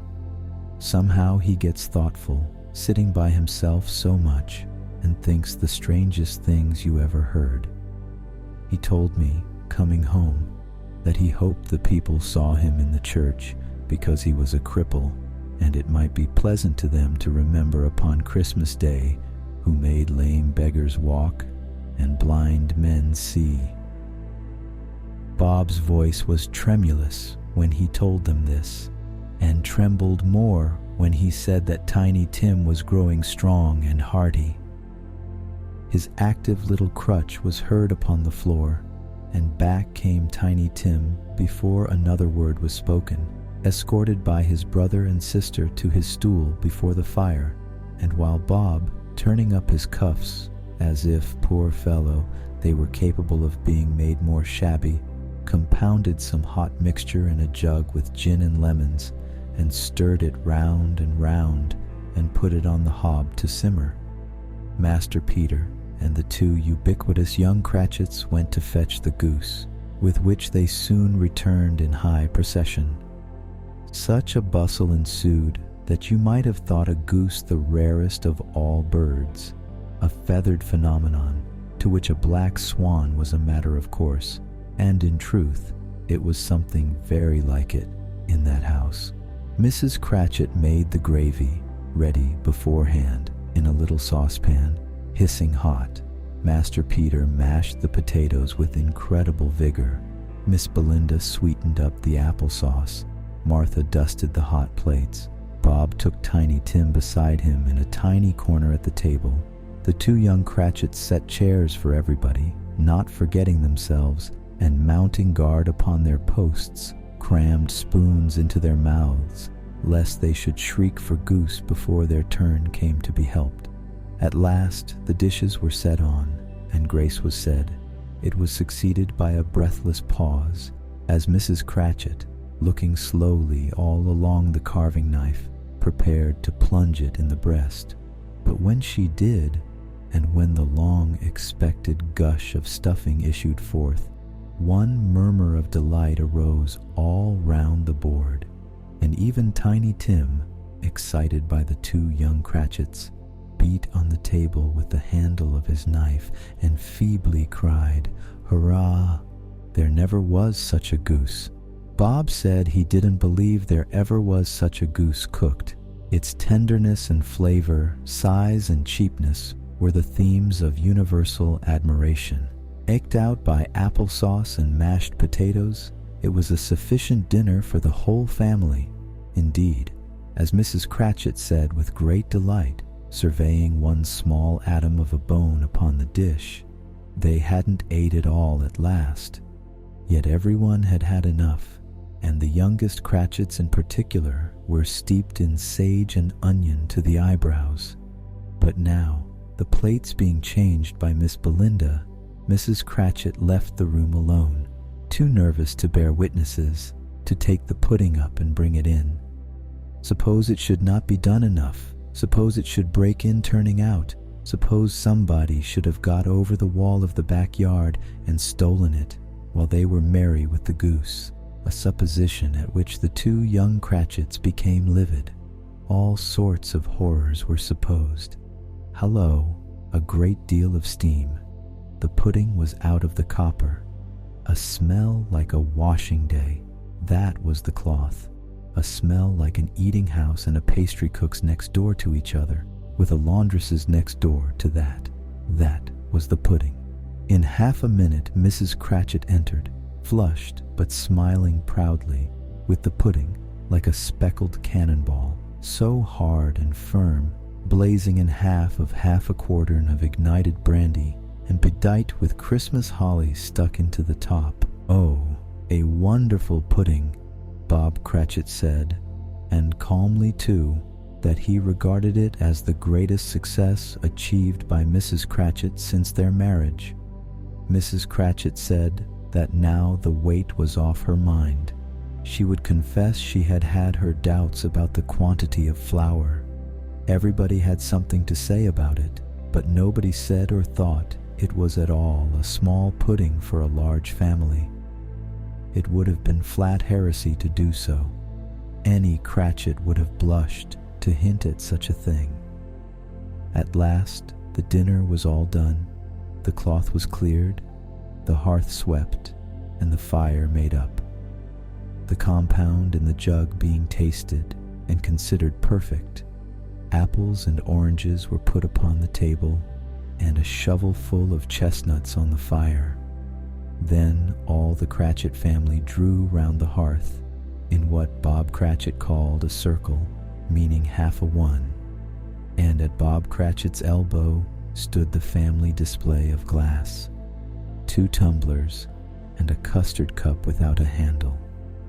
These held the hot stuff from the jug, however, as well as golden goblets would have done, and Bob served it out with beaming looks, while the chestnuts on the fire sputtered and cracked noisily. Then Bob proposed, "A Merry Christmas to us all, my dears. God bless us," which all the family re-echoed. "God bless us, everyone," said Tiny Tim, the last of all. He sat very close to his father's side upon his little stool. Bob held his withered little hand in his, as if he loved the child and wished to keep him by his side, and dreaded that he might be taken from him. "Spirit," said Scrooge, with an interest he had never felt before, "tell me if Tiny Tim will live." "I see a vacant seat," replied the ghost, "in the poor chimney corner, and a crutch without an owner, carefully preserved. If these shadows remain unaltered by the future, the child will die." "No, no," said Scrooge. "Oh no, kind spirit, say he will be spared. If these shadows remain unaltered by the future, none other of my race," returned the ghost, "will find him here. What then? If he be like to die, he had better do it, and decrease the surplus population." Scrooge hung his head to hear his own words quoted by the spirit, and was overcome with penitence and grief. "Man," said the ghost, "if man you be in heart, not adamant, forbear that wicked cant until you have discovered what the surplus is and where it is. Will you decide what men shall live, what men shall die? It may be that in the sight of heaven you are more worthless and less fit to live than millions like this poor man's child. O God, to hear the insect on the leaf pronouncing on the too much life among his hungry brothers in the dust." Scrooge bent before the ghost's rebuke, and trembling cast his eyes upon the ground, but he raised them speedily on hearing his own name. "Mr. Scrooge," said Bob, "I'll give you Mr. Scrooge, the founder of the feast." "The founder of the feast, indeed," cried Mrs. Cratchit, reddening. "I wish I had him here. I'd give him a piece of my mind to feast upon, and I hope he'd have a good appetite for it." "My dear," said Bob, "the children, Christmas Day." "It should be Christmas Day, I am sure," said she, "on which one drinks the health of such an odious, stingy, hard, unfeeling man as Mr. Scrooge. You know he is, Robert. Nobody knows it better than you do, poor fellow." "My dear," was Bob's mild answer, "Christmas Day. I'll drink his health for your sake and the day's," said Mrs. Cratchit. "Not for his. Long life to him, a Merry Christmas and a Happy New Year. He'll be very merry and very happy, I have no doubt." The children drank the toast after her. It was the first of their proceedings, which had no heartiness. Tiny Tim drank it last of all, but he didn't care twopence for it. Scrooge was the ogre of the family. The mention of his name cast a dark shadow on the party, which was not dispelled for full 5 minutes. After it had passed away, they were 10 times merrier than before, from the mere relief of Scrooge the baleful being done with. Bob Cratchit told them how he had a situation in his eye for Master Peter, which would bring in, if obtained, full 5 and 6pence weekly. The 2 young Cratchits laughed tremendously at the idea of Peter's being a man of business, and Peter himself looked thoughtfully at the fire from between his collars, as if he were deliberating what particular investments he should favor when he came into the receipt of that bewildering income. Martha, who was a poor apprentice at a milliner's, then told them what kind of work she had to do, and how many hours she worked at a stretch, and how she meant to lie abed tomorrow morning for a good, long rest. Tomorrow being a holiday, she passed at home. Also, how she had seen a countess and a lord some days before, and how the lord was much about as tall as Peter, at which Peter pulled up his collars so high that you couldn't have seen his head if you had been there. All this time the chestnuts in the jug went round and round, and by they had a song about a lost child traveling in the snow from Tiny Tim, who had a plaintive little voice, and sang it very well indeed. There was nothing of high mark in this. They were not a handsome family, they were not well dressed, their shoes were far from being waterproof, their clothes were scanty, and Peter might have known, and very likely did, the inside of a pawnbroker's. But they were happy, grateful, pleased with one another, and contented with the time. And when they faded, and looked happier yet in the bright sprinklings of the Spirit's torch at parting, Scrooge had his eye upon them, and especially on Tiny Tim, until the last. By this time it was getting dark, and snowing pretty heavily, and as Scrooge and the Spirit went along the streets, the brightness of the roaring fires in kitchens, parlors, and all sorts of rooms was wonderful. Here, the flickering of the blaze showed preparations for a cozy dinner, with hot plates baking through and through before the fire, and deep red curtains ready to be drawn to shut out cold and darkness.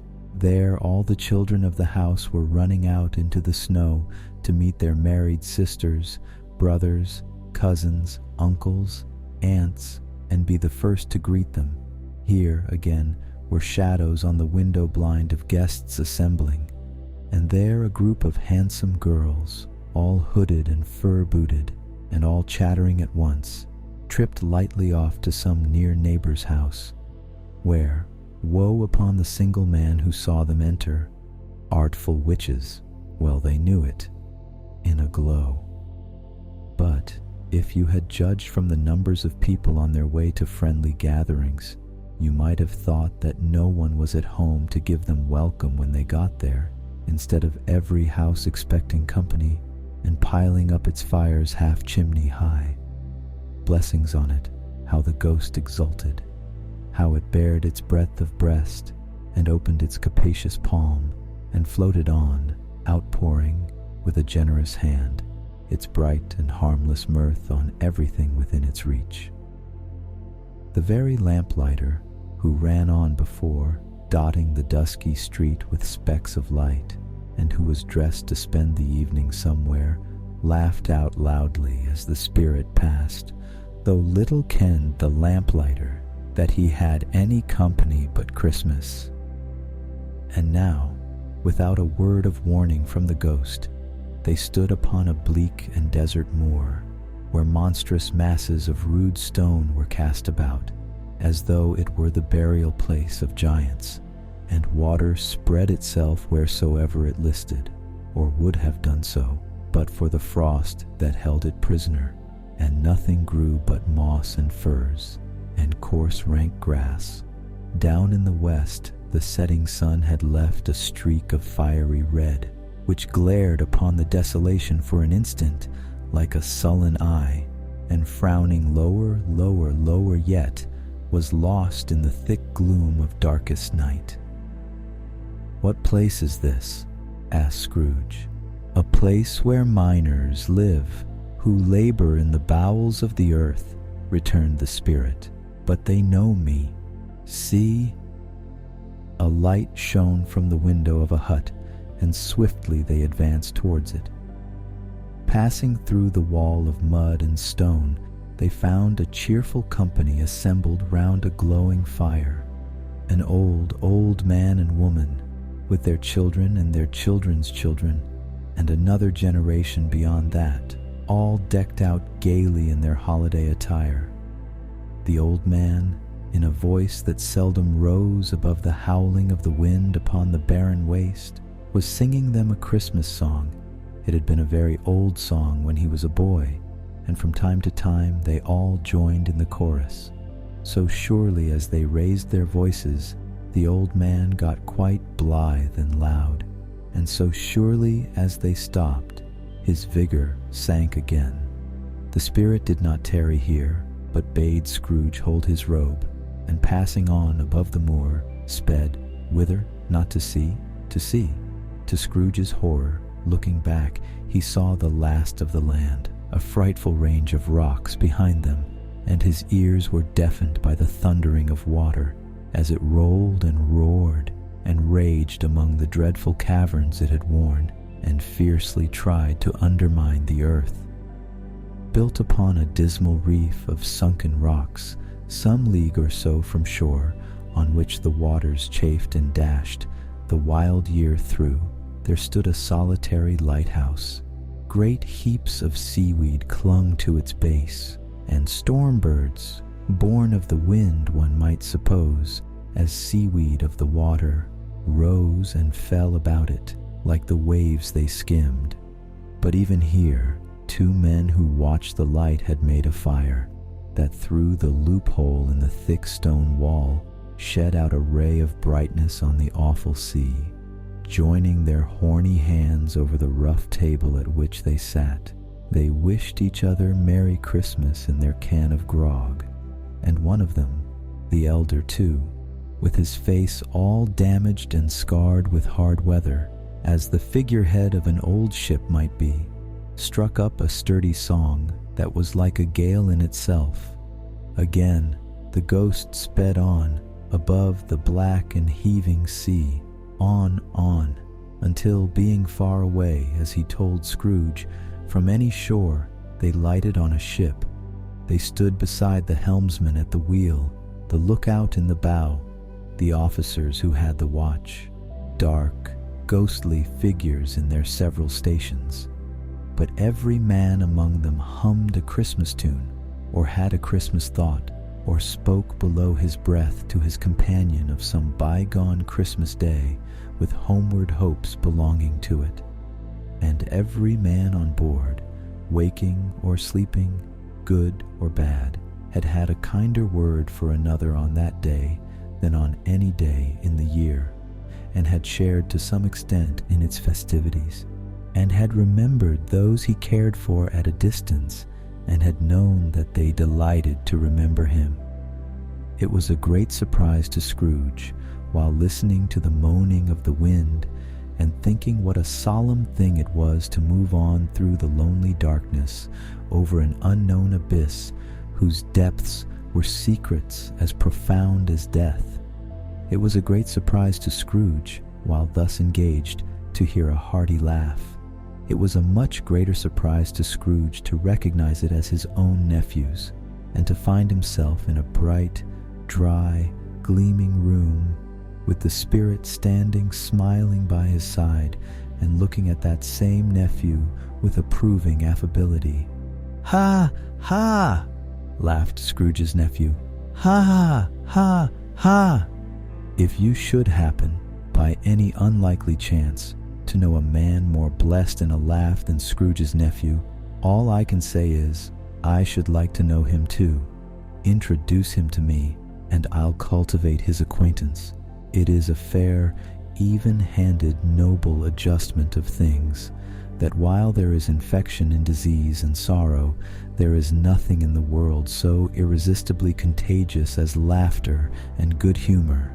When Scrooge's nephew laughed in this way, holding his sides, rolling his head, and twisting his face into the most extravagant contortions, Scrooge's niece, by marriage, laughed as heartily as he, and their assembled friends, being not a bit behindhand, roared out lustily, "Ha! Ha! Ha! Ha! Ha! Ha!" "He said that Christmas was a humbug, as I live," cried Scrooge's nephew. "He believed it too." "More shame for him, Fred," said Scrooge's niece indignantly. "Bless those women, they never do anything by halves. They are always in earnest."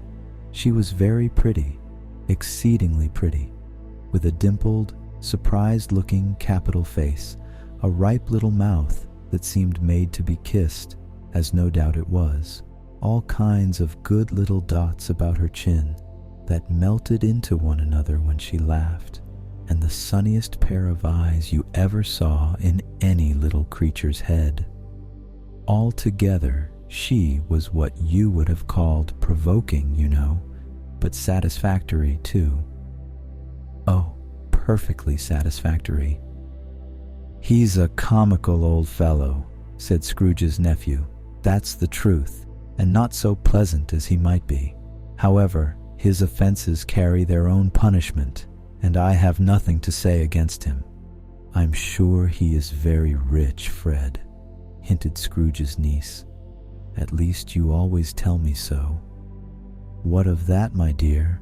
said Scrooge's nephew. "His wealth is of no use to him. He don't do any good with it. He don't make himself comfortable with it. He hasn't the satisfaction of thinking, ha ha, ha ha, that he is ever going to benefit us with it. I have no patience with him, observed Scrooge's niece. Scrooge's niece's sisters, and all the other ladies, expressed the same opinion. Oh, I have, said Scrooge's nephew. I am sorry for him. I couldn't be angry with him if I tried. Who suffers by his ill whims, himself, always. Here, he takes it into his head to dislike us, and he won't come and dine with us. What's the consequence? He don't lose much of a dinner. Indeed, I think he loses a very good dinner, interrupted Scrooge's niece. Everybody else said the same, and they must be allowed to have been competent judges, because they had just had dinner, and, with the dessert upon the table, were clustered round the fire by lamplight. Well, I'm very glad to hear it, said Scrooge's nephew, because I haven't great faith in these young housekeepers. What do you say, Topper? Topper had clearly got his eye upon one of Scrooge's niece's sisters, for he answered that a bachelor was a wretched outcast who had no right to express an opinion on the subject. Whereat Scrooge's niece's sister, the plump one with the lace tucker, not the one with the roses, blushed. Do go on, Fred, said Scrooge's niece, clapping her hands. He never finishes what he begins to say. He is such a ridiculous fellow.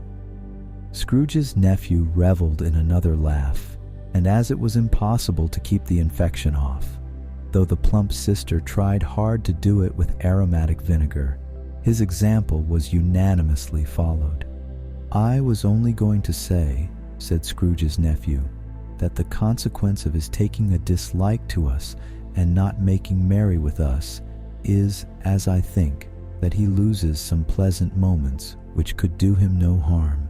I am sure he loses pleasanter companions than he can find in his own thoughts, either in his moldy old office or his dusty chambers. I mean to give him the same chance every year, whether he likes it or not, for I pity him. He may rail at Christmas till he dies, but he can't help thinking better of it. I defy him, if he finds me going there, in good temper, year after year, and saying, Uncle Scrooge, how are you? If it only puts him in the vein to leave his poor clerk £50, that's something, and I think I shook him yesterday. It was their turn to laugh now at the notion of his shaking Scrooge, but being thoroughly good-natured and not much caring what they laughed at, so that they laughed at any rate, he encouraged them in their merriment, and passed the bottle joyously. After tea, they had some music, for they were a musical family, and knew what they were about when they sung a glee or catch, I can assure you, especially Topper, who could growl away in the bass like a good one, and never swell the large veins in his forehead, or get red in the face over it. Scrooge's niece played well upon the harp, and played among other tunes a simple little air, a mere nothing, you might learn to whistle it in 2 minutes, which had been familiar to the child who fetched Scrooge from the boarding school, as he had been reminded by the ghost of Christmas past. When this strain of music sounded, all the things that ghost had shown him came upon his mind. He softened more and more, and thought that if he could have listened to it often, years ago, he might have cultivated the kindnesses of life for his own happiness with his own hands, without resorting to the sexton's spade that buried Jacob Marley. But they didn't devote the whole evening to music. After a while they played at forfeits, for it is good to be children sometimes, and never better than at Christmas, when its mighty founder was a child himself. Stop, there was first a game at blind man's buff. Of course there was, and I no more believe Topper was really blind than I believe he had eyes in his boots. My opinion is that it was a done thing between him and Scrooge's nephew, and that the ghost of Christmas present knew it. The way he went after that plump sister in the lace tucker was an outrage on the credulity of human nature, knocking down the fire irons, tumbling over the chairs, bumping against the piano, smothering himself among the curtains. Wherever she went, there went he. He always knew where the plump sister was. He wouldn't catch anybody else. If you had fallen up against him, as some of them did, on purpose, he would have made a feint of endeavoring to seize you, which would have been an affront to your understanding, and would instantly have sidled off in the direction of the plump sister. She often cried out that it wasn't fair, and it really was not. But when at last he caught her, when, in spite of all her silken rustlings and her rapid flutterings past him, he got her into a corner whence there was no escape, then his conduct was the most execrable, for his pretending not to know her, his pretending that it was necessary to touch her headdress, and further to assure himself of her identity by pressing a certain ring upon her finger and a certain chain about her neck, was vile, monstrous. No doubt she told him her opinion of it, when, another blind man being in office, they were so very confidential together, behind the curtains. Scrooge's niece was not one of the blind man's buff party, but was made comfortable with a large chair and a footstool in a snug corner where the ghost and Scrooge were close behind her. But she joined in the forfeits and loved her love to admiration with all the letters of the alphabet. Likewise at the game of how, when, and where she was very great, and to the secret joy of Scrooge's nephew beat her sisters hollow, though they were sharp girls too, as Topper could have told you. There might have been 20 people there, young and old, but they all played, and so did Scrooge, for wholly forgetting in the interest he had in what was going on, that his voice made no sound in their ears. He sometimes came out with his guess quite loud, and very often guessed quite right, too, for the sharpest needle, best Whitechapel, warranted not to cut in the eye, was not sharper than Scrooge, blunt as he took it in his head to be. The ghost was greatly pleased to find him in this mood, and looked upon him with such favor that he begged like a boy to be allowed to stay until the guests departed. But this the spirit said could not be done. "Here is a new game," said Scrooge. "1/2 hour, spirit, only one." It was a game called Yes and No, where Scrooge's nephew had to think of something, and the rest must find out what, he only answering to their questions yes or no, as the case was. The brisk fire of questioning to which he was exposed elicited from him that he was thinking of an animal, a live animal, rather a disagreeable animal, a savage animal, an animal that growled and grunted sometimes, and talked sometimes, and lived in London, and walked about the streets, and wasn't made a show of, and wasn't led by anybody, and didn't live in a menagerie, and was never killed in a market, and was not a horse, or an ass, or a cow, or a bull, or a tiger, or a dog, or a pig, or a cat, or a bear. At every fresh question that was put to him, this nephew burst into a fresh roar of laughter, and was so inexpressibly tickled that he was obliged to get up off the sofa and stamp. At last, the plump sister, falling into a similar state, cried out, "I have found it out. I know what it is, Fred. I know what it is." "What is it?" cried Fred. "It's your Uncle Scro-o-o-o-o-gay," which it certainly was. Admiration was the universal sentiment, though some objected that the reply to "Is it a bear?" ought to have been yes, inasmuch as an answer in the negative was sufficient to have diverted their thoughts from Mr. Scrooge, supposing they had ever had any tendency that way. "He has given us plenty of merriment, I am sure," said Fred, "and it would be ungrateful not to drink his health. Here is a glass of mulled wine ready to our hand at the moment, and I say, Uncle Scrooge. Well, Uncle Scrooge, they cried. A Merry Christmas and a Happy New Year to the old man, whatever he is, said Scrooge's nephew. He wouldn't take it from me, but may he have it, nevertheless. Uncle Scrooge. Uncle Scrooge had imperceptibly become so gay and light of heart that he would have pledged the unconscious company in return and thanked them in an inaudible speech if the ghost had given him time. But the whole scene passed off in the breath of the last word spoken by his nephew, and he and the spirit were again upon their travels. Much they saw, and far they went, and many homes they visited, but always with a happy end.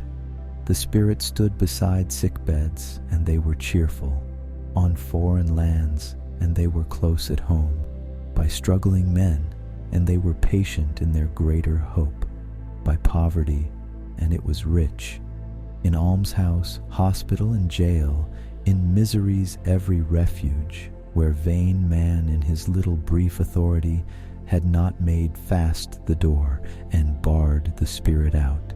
He left his blessing and taught Scrooge his precepts.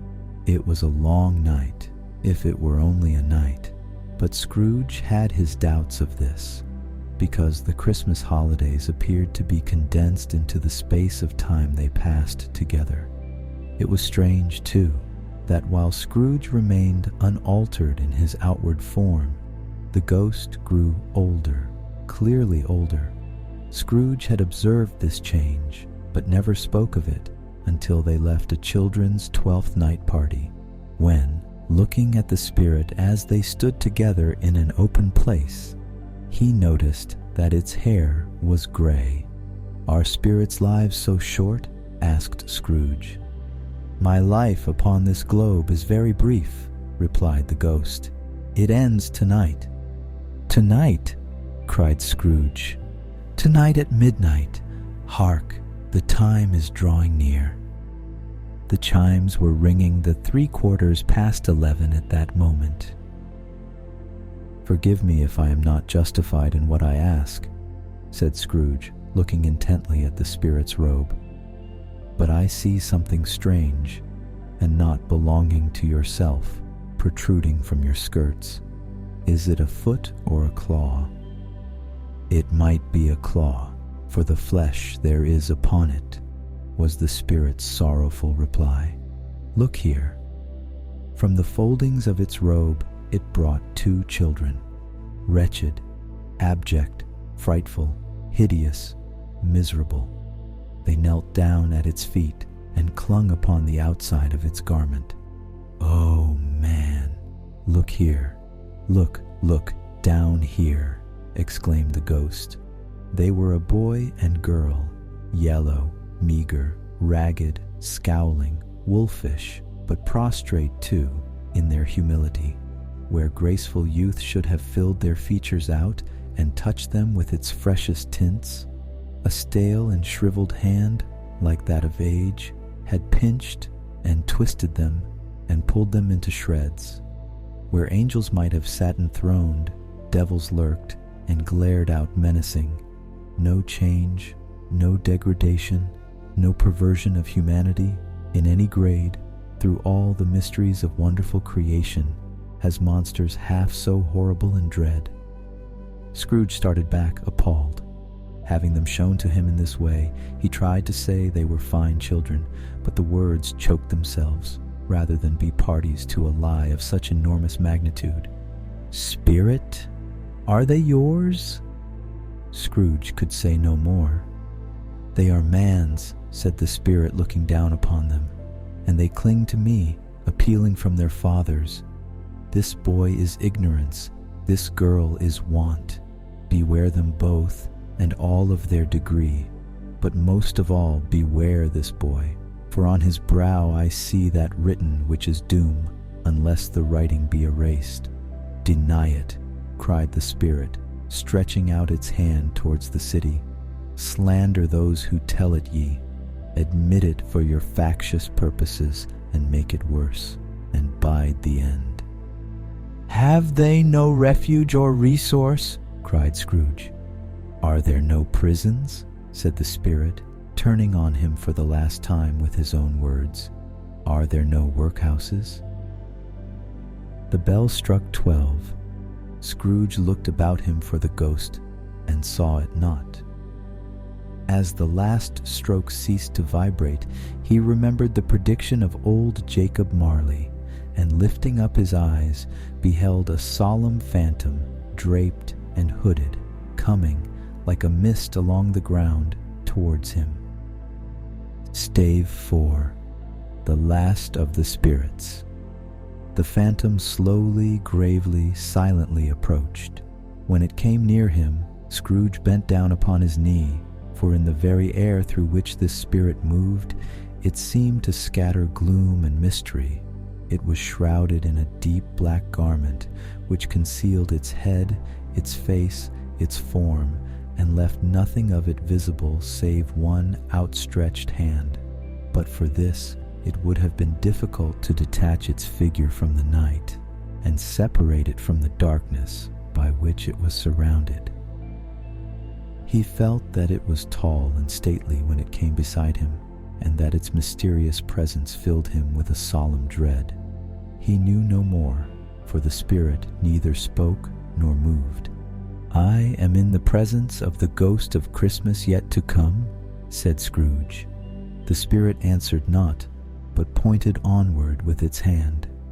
"You are about to show me shadows of the things that have not happened, but will happen in the time before us," Scrooge pursued. "Is that so, spirit?"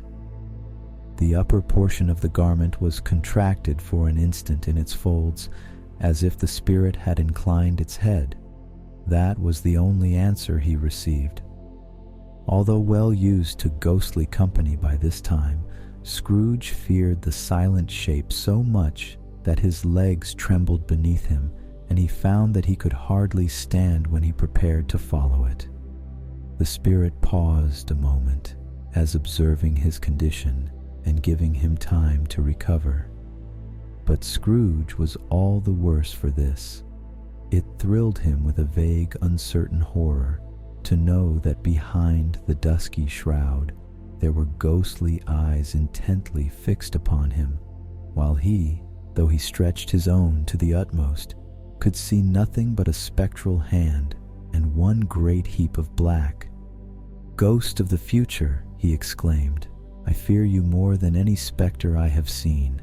But as I know your purpose is to do me good, and as I hope to live to be another man from what I was, I am prepared to bear you company, and do it with a thankful heart.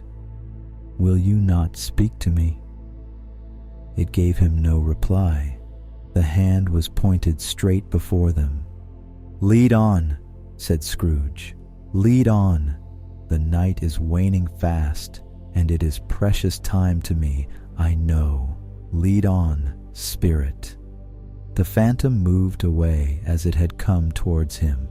Scrooge followed in the shadow of its dress, which bore him up, he thought, and carried him along. They scarcely seemed to enter the city, for the city rather seemed to spring up about them and encompass them of its own act. But there they were, in the heart of it, on 'change amongst the merchants, who hurried up and down and chinked the money in their pockets and conversed in groups and looked at their watches and trifled thoughtfully with their great gold seals, and so forth, as Scrooge had seen them often. The spirit stopped beside one little knot of businessmen. Observing that the hand was pointed to them, Scrooge advanced to listen to their talk. "No," said a great fat man with a monstrous chin, "I don't know much about it either way. I only know he's dead." "When did he die?" inquired another. "Last night, I believe." "Why, what was the matter with him?" asked a third, taking a vast quantity of snuff out of a very large snuff-box. "I thought he'd never die." "God knows," said the first with a yawn. "What has he done with his money?" asked a red-faced gentleman with a pendulous excrescence on the end of his nose that shook like the gills of a turkey cock.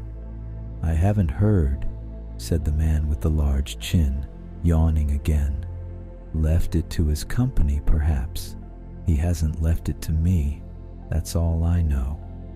This pleasantry was received with a general laugh. "It's likely to be a very cheap funeral," said the same speaker, "for upon my life I don't know of anybody to go to it.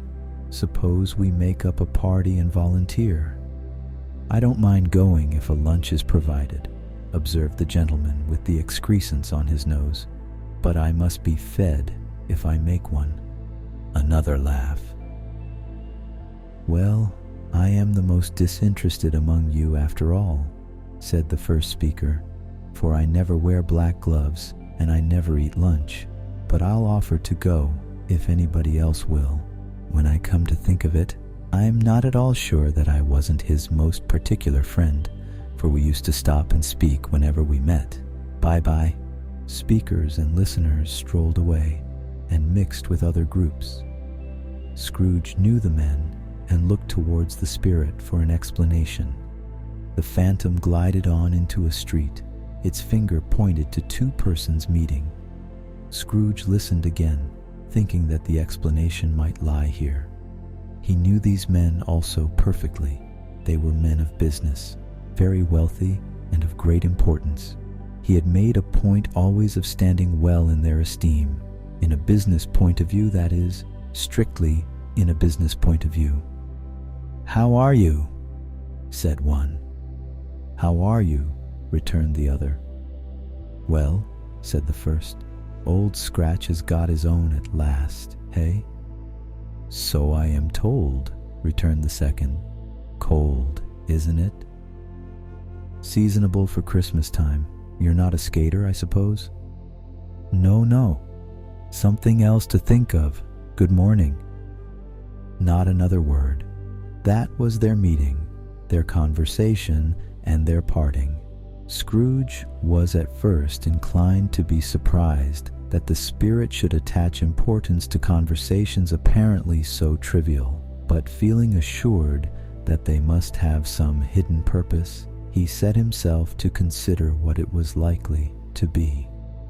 They could scarcely be supposed to have any bearing on the death of Jacob, his old partner, for that was past, and this ghost's province was the future. Nor could he think of anyone immediately connected with himself to whom he could apply them.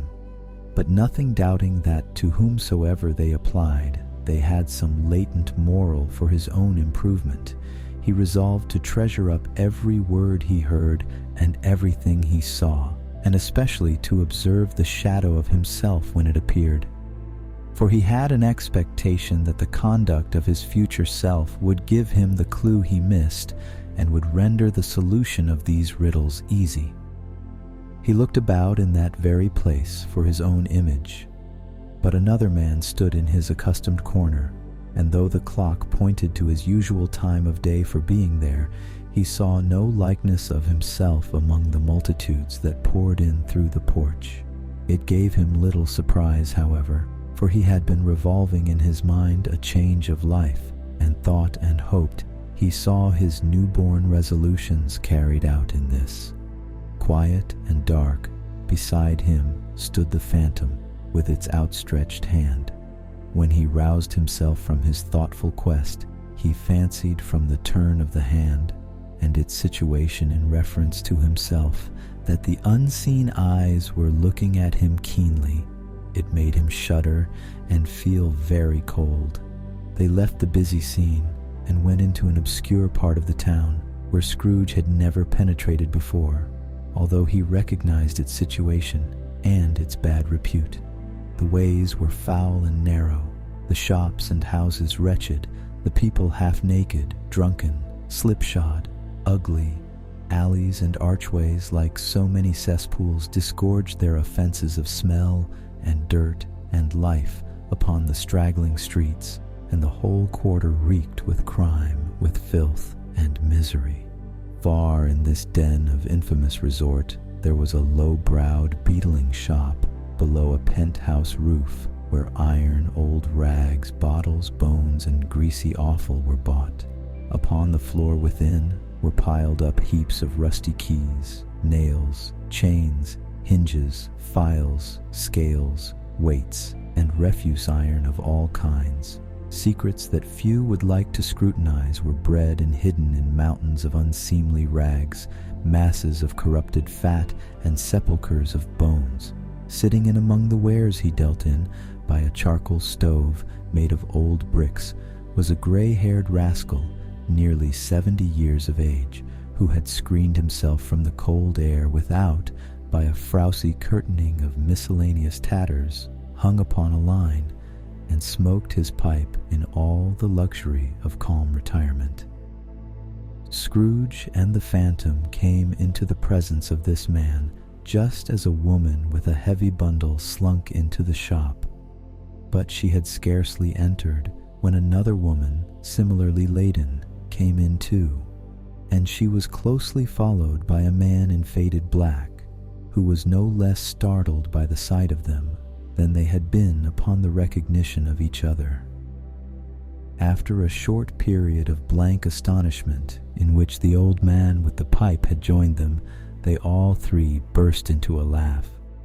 "Let the charwoman alone to be the first," cried she who had entered first. "Let the laundress alone to be the second, and let the undertaker's man alone to be the third. Look here, old Joe, here's a chance, if we haven't all three met here without meaning it." "You couldn't have met in a better place," said old Joe, removing his pipe from his mouth. "Come into the parlor.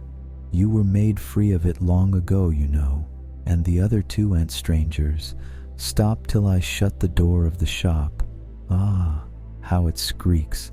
There ain't such a rusty bit of metal in the place as its own hinges, I believe, and I'm sure there's no such old bones here as mine. Ha ha, we're all suitable to our calling. We're well matched. Come into the parlor. Come into the parlor." The parlor was the space behind the screen of rags. The old man raked the fire together with an old stair rod, and having trimmed his smoky lamp, for it was night, with the stem of his pipe, put it in his mouth again. While he did this, the woman who had already spoken threw her bundle on the floor and sat down in a flaunting manner on a stool, crossing her elbows on her knees and looking with a bold defiance at the other two. "What odds, then? What odds, Mrs. Dilber?" said the woman. "Every person has a right to take care of themselves. He always did." "That's true indeed," said the laundress. "No man more so." "Why then, don't stand staring as if you was afraid, woman. Who's the wiser? We're not going to pick holes in each other's coats, I suppose." "No, indeed," said Mrs. Dilber and the man together. "We should hope not." "Very well, then," cried the woman. "That's enough. Who's the worse for the loss of a few things like these? Not a dead man, I suppose." "No, indeed," said Mrs. Dilber, laughing. "If he wanted to keep him after he was dead, a wicked old screw," pursued the woman, "why wasn't he natural in his lifetime? If he had been, he'd have had somebody to look after him when he was struck with death, instead of lying gasping out his last there, alone by himself." "It's the truest word that ever was spoke," said Mrs. Dilber. "It's a judgment on him." "I wish it was a little heavier judgment," replied the woman, "and it should have been, you may depend upon it, if I could have laid my hands on anything else. Open that bundle, old Joe, and let me know the value of it. Speak out plain. I'm not afraid to be the first, nor afraid for them to see it. We know pretty well that we were helping ourselves before we met here, I believe. It's no sin. Open the bundle, Joe." But the gallantry of her friends would not allow of this, and the man in faded black, mounting the breach first, produced his plunder.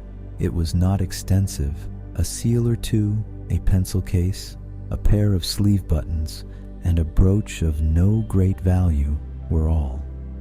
They were severally examined and appraised by old Joe, who chalked the sums he was disposed to give for each upon the wall, and added them up into a total when he found there was nothing more to come. "That's your account," said Joe, "and I wouldn't give another sixpence if I was to be boiled for not doing it. Who's next?" Mrs. Dilber was next. Sheets and towels, a little wearing apparel, 2 old-fashioned silver teaspoons, a pair of sugar tongs, and a few boots. Her account was stated on the wall in the same manner. "I always give too much to ladies. It's a weakness of mine, and that's the way I ruin myself," said old Joe. "That's your account. If you asked me for another penny and made it an open question, I'd repent of being so liberal and knock off half a crown." "And now undo my bundle, Joe," said the first woman. Joe went down on his knees for the greater convenience of opening it, and having unfastened a great many knots, dragged out a large and heavy roll of some dark stuff. "What do you call this?" said Joe. "Bed curtains." "Ah," returned the woman, laughing and leaning forward on her crossed arms. "Bed curtains. You don't mean to say you took 'em down, rings and all, with him lying there?" said Joe. "Yes, I do," replied the woman. "Why not?" "You were born to make your fortune," said Joe, "and you'll certainly do it." "I certainly shan't hold my hand when I can get anything in it by reaching it out, for the sake of such a man as he was, I promise you, Joe," returned the woman coolly. "Don't drop that oil upon the blankets now." "His blankets?" asked Joe. "Whose else's do you think?" replied the woman. "He isn't likely to take cold without 'em, I dare say." "I hope he didn't die of anything catching, eh?" said old Joe, stopping in his work and looking up. "Don't you be afraid of that," returned the woman. "I ain't so fond of his company that I'd loiter about him for such things, if he did. Ah, you may look through that shirt till your eyes ache, but you won't find a hole in it, nor a threadbare place. It's the best he had, and a fine one too. They'd have wasted it, if it hadn't been for me." "What do you call wasting of it?" asked old Joe. "Putting it on him to be buried in, to be sure," replied the woman with a laugh. "Somebody was fool enough to do it, but I took it off again. If calico ain't good enough for such a purpose, it isn't good enough for anything. It's quite as becoming to the body. He can't look uglier than he did in that one." Scrooge listened to this dialogue in horror. As they sat grouped about their spoil in the scanty light afforded by the old man's lamp, he viewed them with a detestation and disgust which could hardly have been greater, though they had been obscene demons marketing the corpse itself. "Ha ha," laughed the same woman, when old Joe, producing a flannel bag with money in it, told out their several gains upon the ground. "This is the end of it, you see. He frightened everyone away from him when he was alive, to profit us when he was dead. Ha, ha, ha." "Spirit," said Scrooge, shuddering from head to foot. I see. The case of this unhappy man might be my own. My life tends that way now. Merciful heaven, what is this?" He recoiled in terror, for the scene had changed, and now he almost touched a bed, a bare, uncurtained bed, on which, beneath a ragged sheet, there lay a something covered up, which, though it was dumb, announced itself in awful language. The room was very dark, too dark to be observed with any accuracy, though Scrooge glanced around it in obedience to a secret impulse, anxious to know what kind of room it was. A pale light, rising in the outer air, fell straight upon the bed, and on it, plundered and bereft, unwatched, unwept, uncared for, was the body of this man. Scrooge glanced towards the phantom. Its steady hand was pointed to the head. The cover was so carelessly adjusted that the slightest raising of it, the motion of a finger upon Scrooge's part, would have disclosed the face. He thought of it, felt how easy it would be to do, and longed to do it, but had no more power to withdraw the veil than to dismiss the spectre at his side. O cold, cold, rigid, dreadful death, set up thine altar here, and dress it with such terrors as thou hast at thy command, for this is thy dominion. But of the loved, revered, and honored head thou canst not turn one hair to thy dread purposes, or make one feature odious. It is not that the hand is heavy and will fall down when released. It is not that the heart and pulse are still, but that the hand was open, generous, and true, the heart brave, warm, and tender, and the pulse a man's. Strike, shadow, strike, and see his good deeds springing from the wound to sow the world with life immortal. No voice pronounced these words in Scrooge's ears, and yet he heard them when he looked upon the bed. He thought, if this man could be raised up now, what would be his foremost thoughts? Avarice, hard-dealing, griping cares? They have brought him to a rich end truly.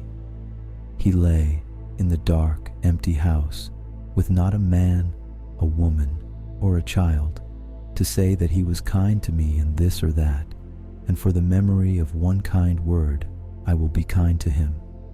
A cat was tearing at the door, and there was a sound of gnawing rats beneath the hearthstone. What they wanted in the room of death, and why they were so restless and disturbed, Scrooge did not dare to think. Spirit, he said, this is a fearful place. In leaving it, I shall not leave its lesson. Trust me, let us go. Still, the ghost pointed with an unmoved finger to the head. I understand you, Scrooge returned, and I would do it if I could. But I have not the power, Spirit. I have not the power. Again it seemed to look upon him. If there is any person in the town who feels emotion caused by this man's death, said Scrooge, quite agonized, show that person to me, Spirit, I beseech you. The phantom spread its dark robe before him for a moment, like a wing, and withdrawing it, revealed a room by daylight where a mother and her children were.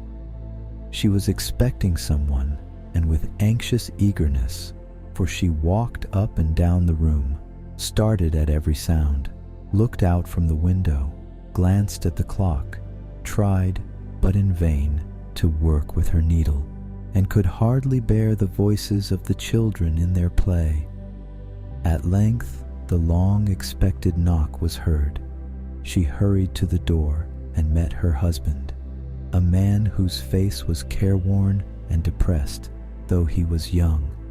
There was a remarkable expression in it now, a kind of serious delight, of which he felt ashamed and which he struggled to repress.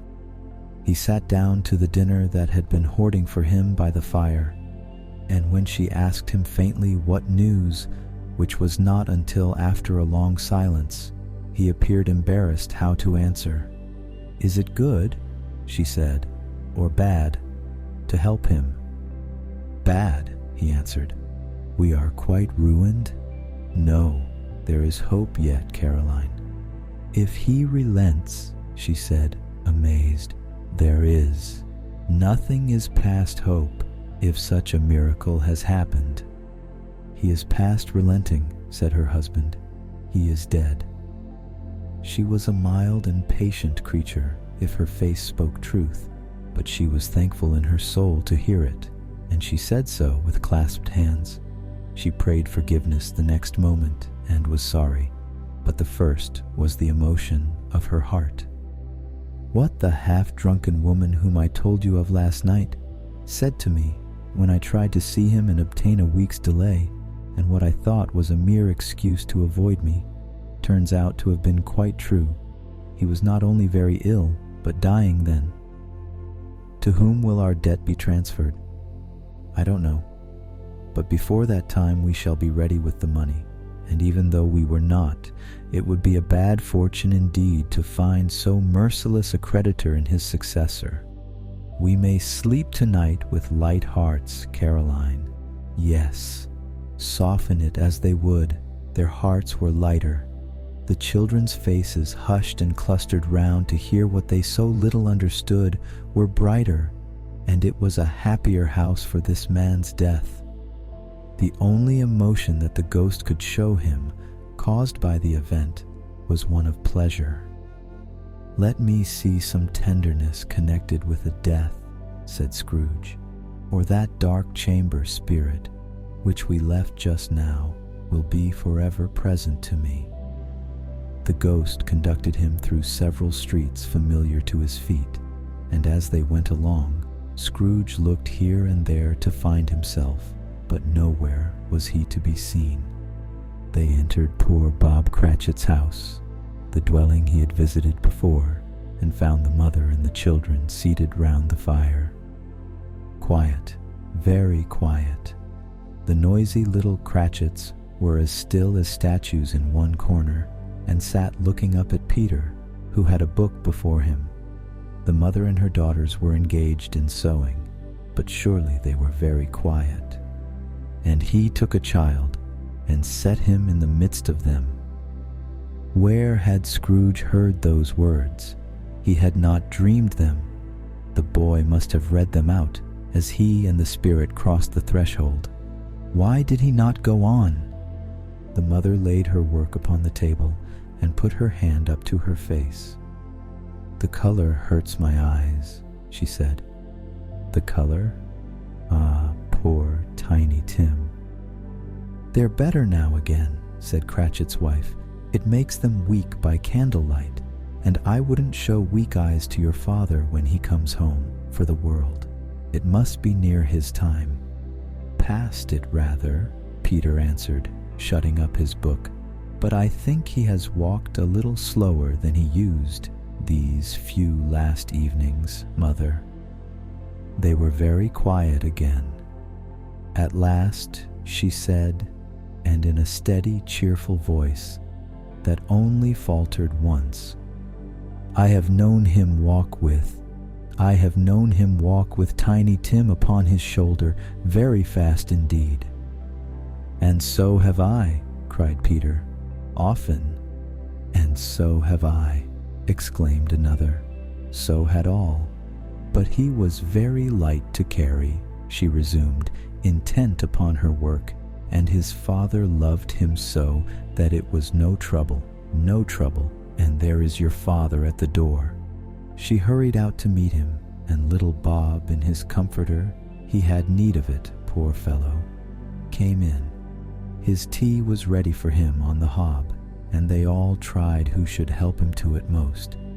Then the two young Cratchits got upon his knees and laid, each child a little cheek against his face, as if they said, Don't mind it, father, don't be grieved. Bob was very cheerful with them, and spoke pleasantly to all the family. He looked at the work upon the table, and praised the industry and speed of Mrs. Cratchit and the girls. They would be done long before Sunday, he said. Sunday. You went today then, Robert? Said his wife. Yes, my dear, returned Bob. I wish you could have gone. It would have done you good to see how green a place it is, but you'll see it often. I promised him that I would walk there on a Sunday. My little child, cried Bob. My little child. He broke down all at once. He couldn't help it. If he could have helped it, he and his child would have been farther apart perhaps than they were. He left the room and went upstairs into the room above, which was lighted cheerfully and hung with Christmas. There was a chair set close beside the child, and and there were signs of someone having been there lately. Poor Bob sat down in it, and when he had thought a little and composed himself, he kissed the little face. He was reconciled to what had happened and went down again, quite happy. They drew about the fire and talked, the girls and mother working still. Bob told them of the extraordinary kindness of Mr. Scrooge's nephew, whom he had scarcely seen but once, and who, meeting him in the street that day, and seeing that he looked just a little down, you know, said Bob, inquired what had happened to distress him. On which, said Bob, for he is the pleasantest spoken gentleman you ever heard, I told him, I am heartily sorry for it, Mr. Cratchit, he said, and heartily sorry for your good wife. By the by, how he ever knew that, I don't know. Knew what, my dear? Why, that you were a good wife, replied Bob. Everybody knows that, said Peter. Very well observed, my boy, cried Bob. I hope they do. Heartily sorry, he said, for your good wife. If I can be of service to you in any way, he said, giving me his card. That's where I live. Pray come to me. Now, it wasn't, cried Bob, for the sake of anything he might be able to do for us, so much as for his kind way, that this was quite delightful. It really seemed as if he had known our Tiny Tim and felt with us. I'm sure he's a good soul, said Mrs. Cratchit. You would be surer of it, my dear, returned Bob. If you saw and spoke to him, I shouldn't be at all surprised, mark what I say, if he got Peter a better situation. Only hear that, Peter, said Mrs. Cratchit. And then, cried one of the girls, Peter will be keeping company with someone and setting up for himself. Get along with you, retorted Peter, grinning. It's just as likely as not, said Bob, one of these days, though there's plenty of time for that, my dear. But however and whenever we part from one another, I am sure we shall none of us forget poor Tiny Tim, shall we, or this first parting that there was among us. Never, father, cried they all. And I know, said Bob, I know, my dears, that when we recollect how patient and how mild he was, although he was a little child, we shall not quarrel easily among ourselves, and forget poor Tiny Tim in doing it. No, never, father, they all cried again. I am very happy, said little Bob. I am very happy. Mrs. Cratchit kissed him, his daughters kissed him, the two young Cratchits kissed him, and Peter and himself shook hands. Spirit of Tiny Tim, thy childish essence was from God. Spectre, said Scrooge, something informs me that our parting moment is at hand. I know it, but I know not how. Tell me what man that was whom we saw lying dead. The ghost of Christmas yet to come conveyed him as before, though at a different time, he thought. Indeed, there seemed no order in these latter visions, save that they were in the future, into the resorts of businessmen, but showed him not himself. Indeed, the spirit did not stay for anything, but went straight on, as to the end just now desired, until besought by Scrooge to tarry for a moment. This court, said Scrooge, through which we hurry now, is where my place of occupation is, and has been for a length of time. I see the house. Let me behold what I shall be in days to come. The spirit stopped. The hand was pointed elsewhere. The house is yonder, Scrooge exclaimed. Why do you point away? The inexorable finger underwent no change. Scrooge hastened to the window of his office and looked in. It was an office still, but not his. The furniture was not the same, and the figure in the chair was not himself. The phantom pointed as before. He joined it once again, and wondering why and whither he had gone, accompanied it until they reached an iron gate. He paused to look round before entering. A churchyard. Here then, the wretched man whose name he had now to learn lay underneath the ground. It was a worthy place, walled in by houses, overrun by grass and weeds, the growth of vegetation's death, not life, choked up with too much burying, fat with repleted appetite, a worthy place. The spirit stood among the graves and pointed down to one. He advanced towards it trembling. The phantom was exactly as it had been, but he dreaded that he saw new meaning in its solemn shape. "Before I draw nearer to that stone to which you point," said Scrooge, "answer me one question. Are these the shadows of the things that will be, or are they shadows of things that may be only?" Still, the ghost pointed downward to the grave by which it stood. "Men's courses will foreshadow certain ends, to which, if persevered in, they must lead," said Scrooge. "But if the courses be departed from, the ends will change. Say it is thus with what you show me." The spirit was immovable as ever. Scrooge crept towards it, trembling as he went, and following the finger, read upon the stone of the neglected grave his own name, Ebenezer Scrooge. "Am I that man who lay upon the bed?" he cried, upon his knees. The finger pointed from the grave to him, and back again. "No, spirit! Oh, no, no!" The finger still was there. "Spirit!" he cried, tight clutching at its robe. "Hear me! I am not the man I was. I will not be the man I must have been but for this intercourse. Why show me this, if I am past all hope?" For the first time, the hand appeared to shake. "Good spirit," he pursued, as down upon the ground he fell before it, "your nature intercedes for me and pities me. Assure me that I yet may change these shadows you have shown me by an altered life." The kind hand trembled. "I will honor Christmas in my heart and try to keep it all the year. I will live in the past, the present, and the future.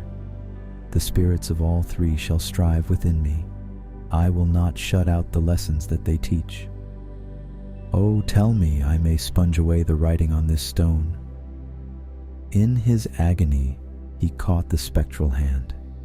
It sought to free itself, but he was strong in his entreaty and detained it. The spirit, stronger yet, repulsed him.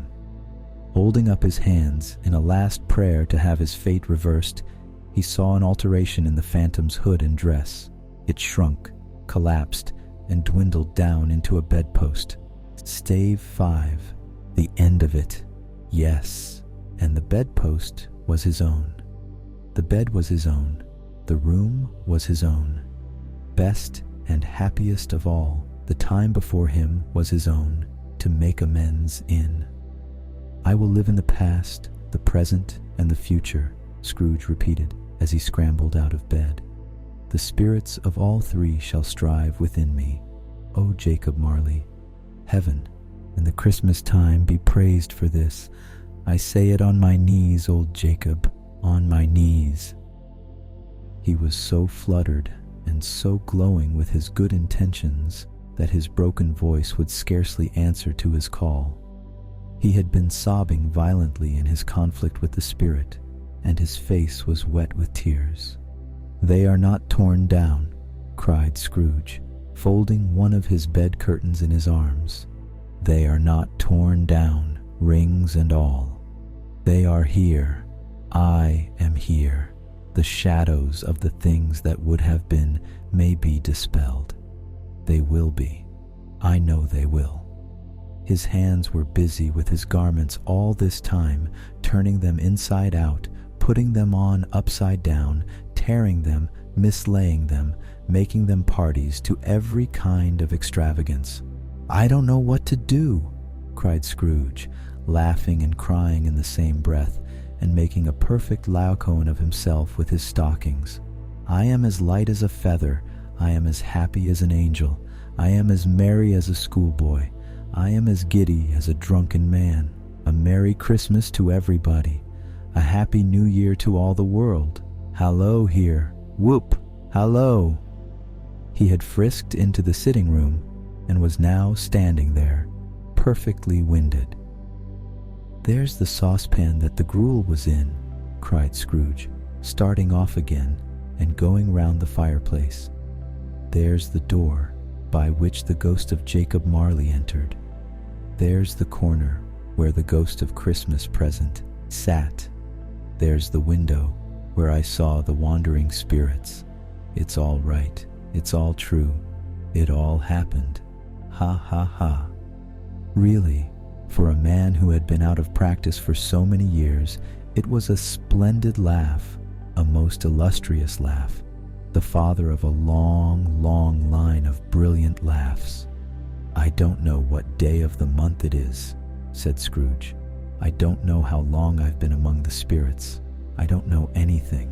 I'm quite a baby. Never mind. I don't care. I'd rather be a baby. Hallo! Whoop! Hallo here!" He was checked in his transports by the churches ringing out the lustiest peals he had ever heard.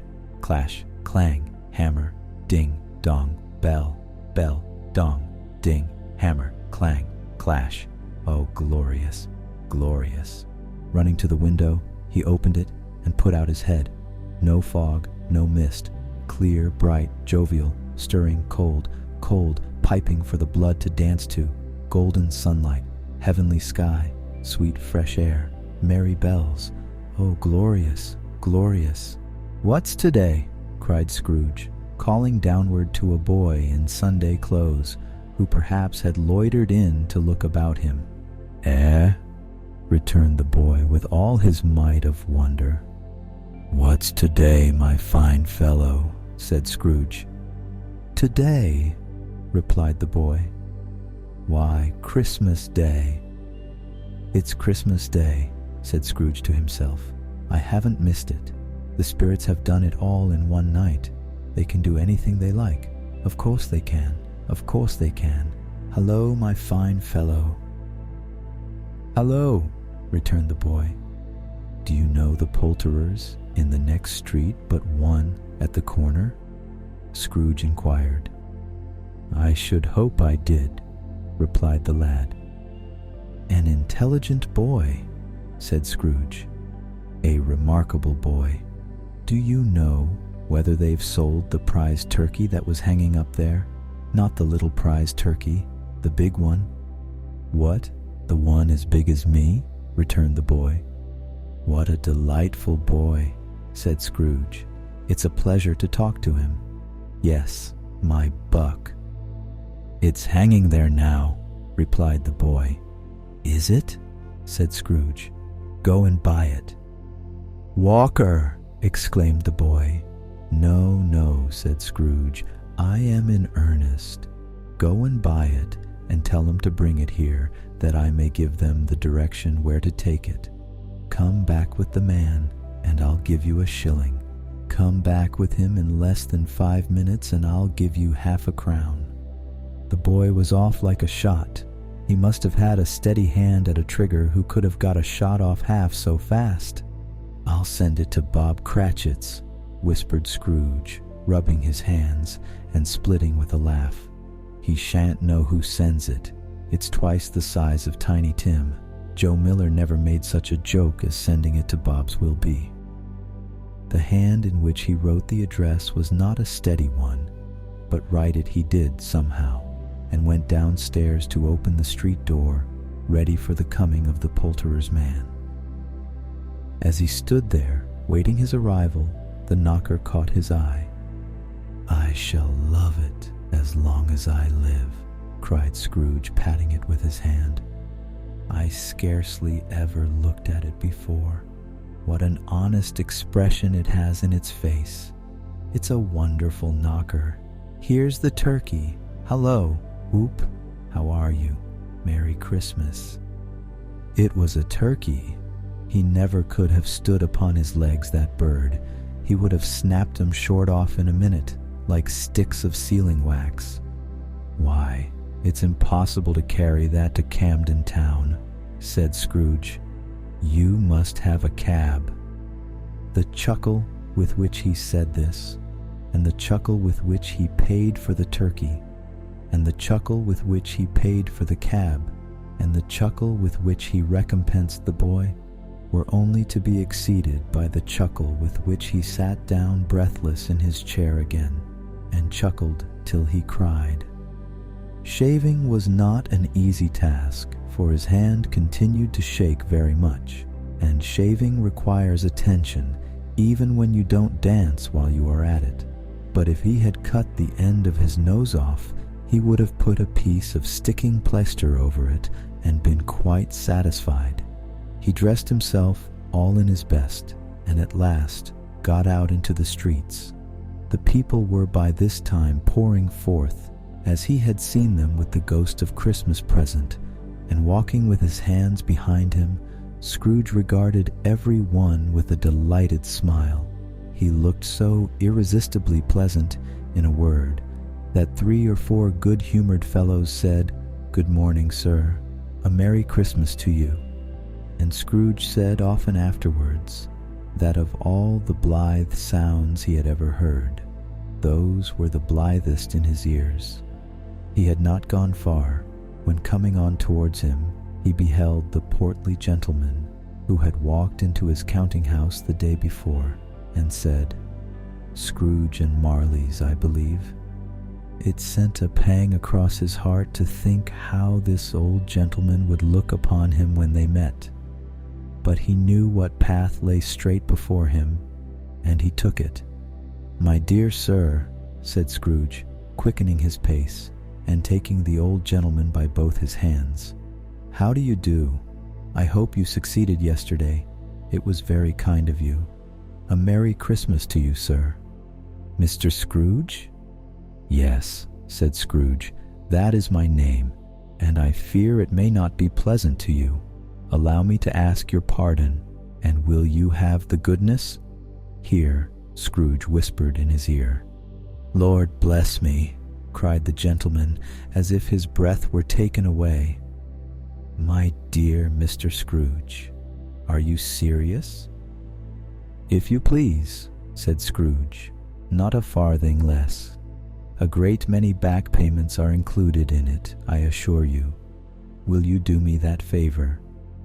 "My dear sir," said the other, shaking hands with him, "I don't know what to say to such munifi." "Don't say anything, please," retorted Scrooge. "Come and see me. Will you come and see me?" "I will," cried the old gentleman, and it was clear he meant to do it. "Thank'ee," said Scrooge. "I am much obliged to you. I thank you 50 times. Bless you."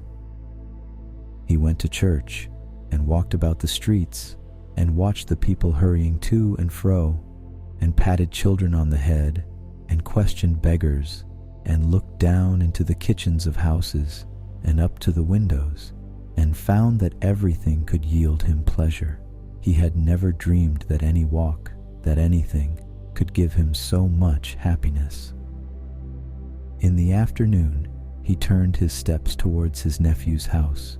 He passed the door a dozen times before he had the courage to go up and knock, but he made a dash and did it. "Is your master at home, my dear?" said Scrooge to the girl.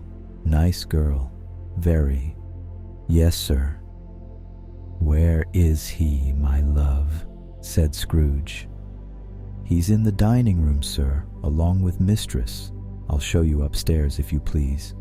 "Thank'ee.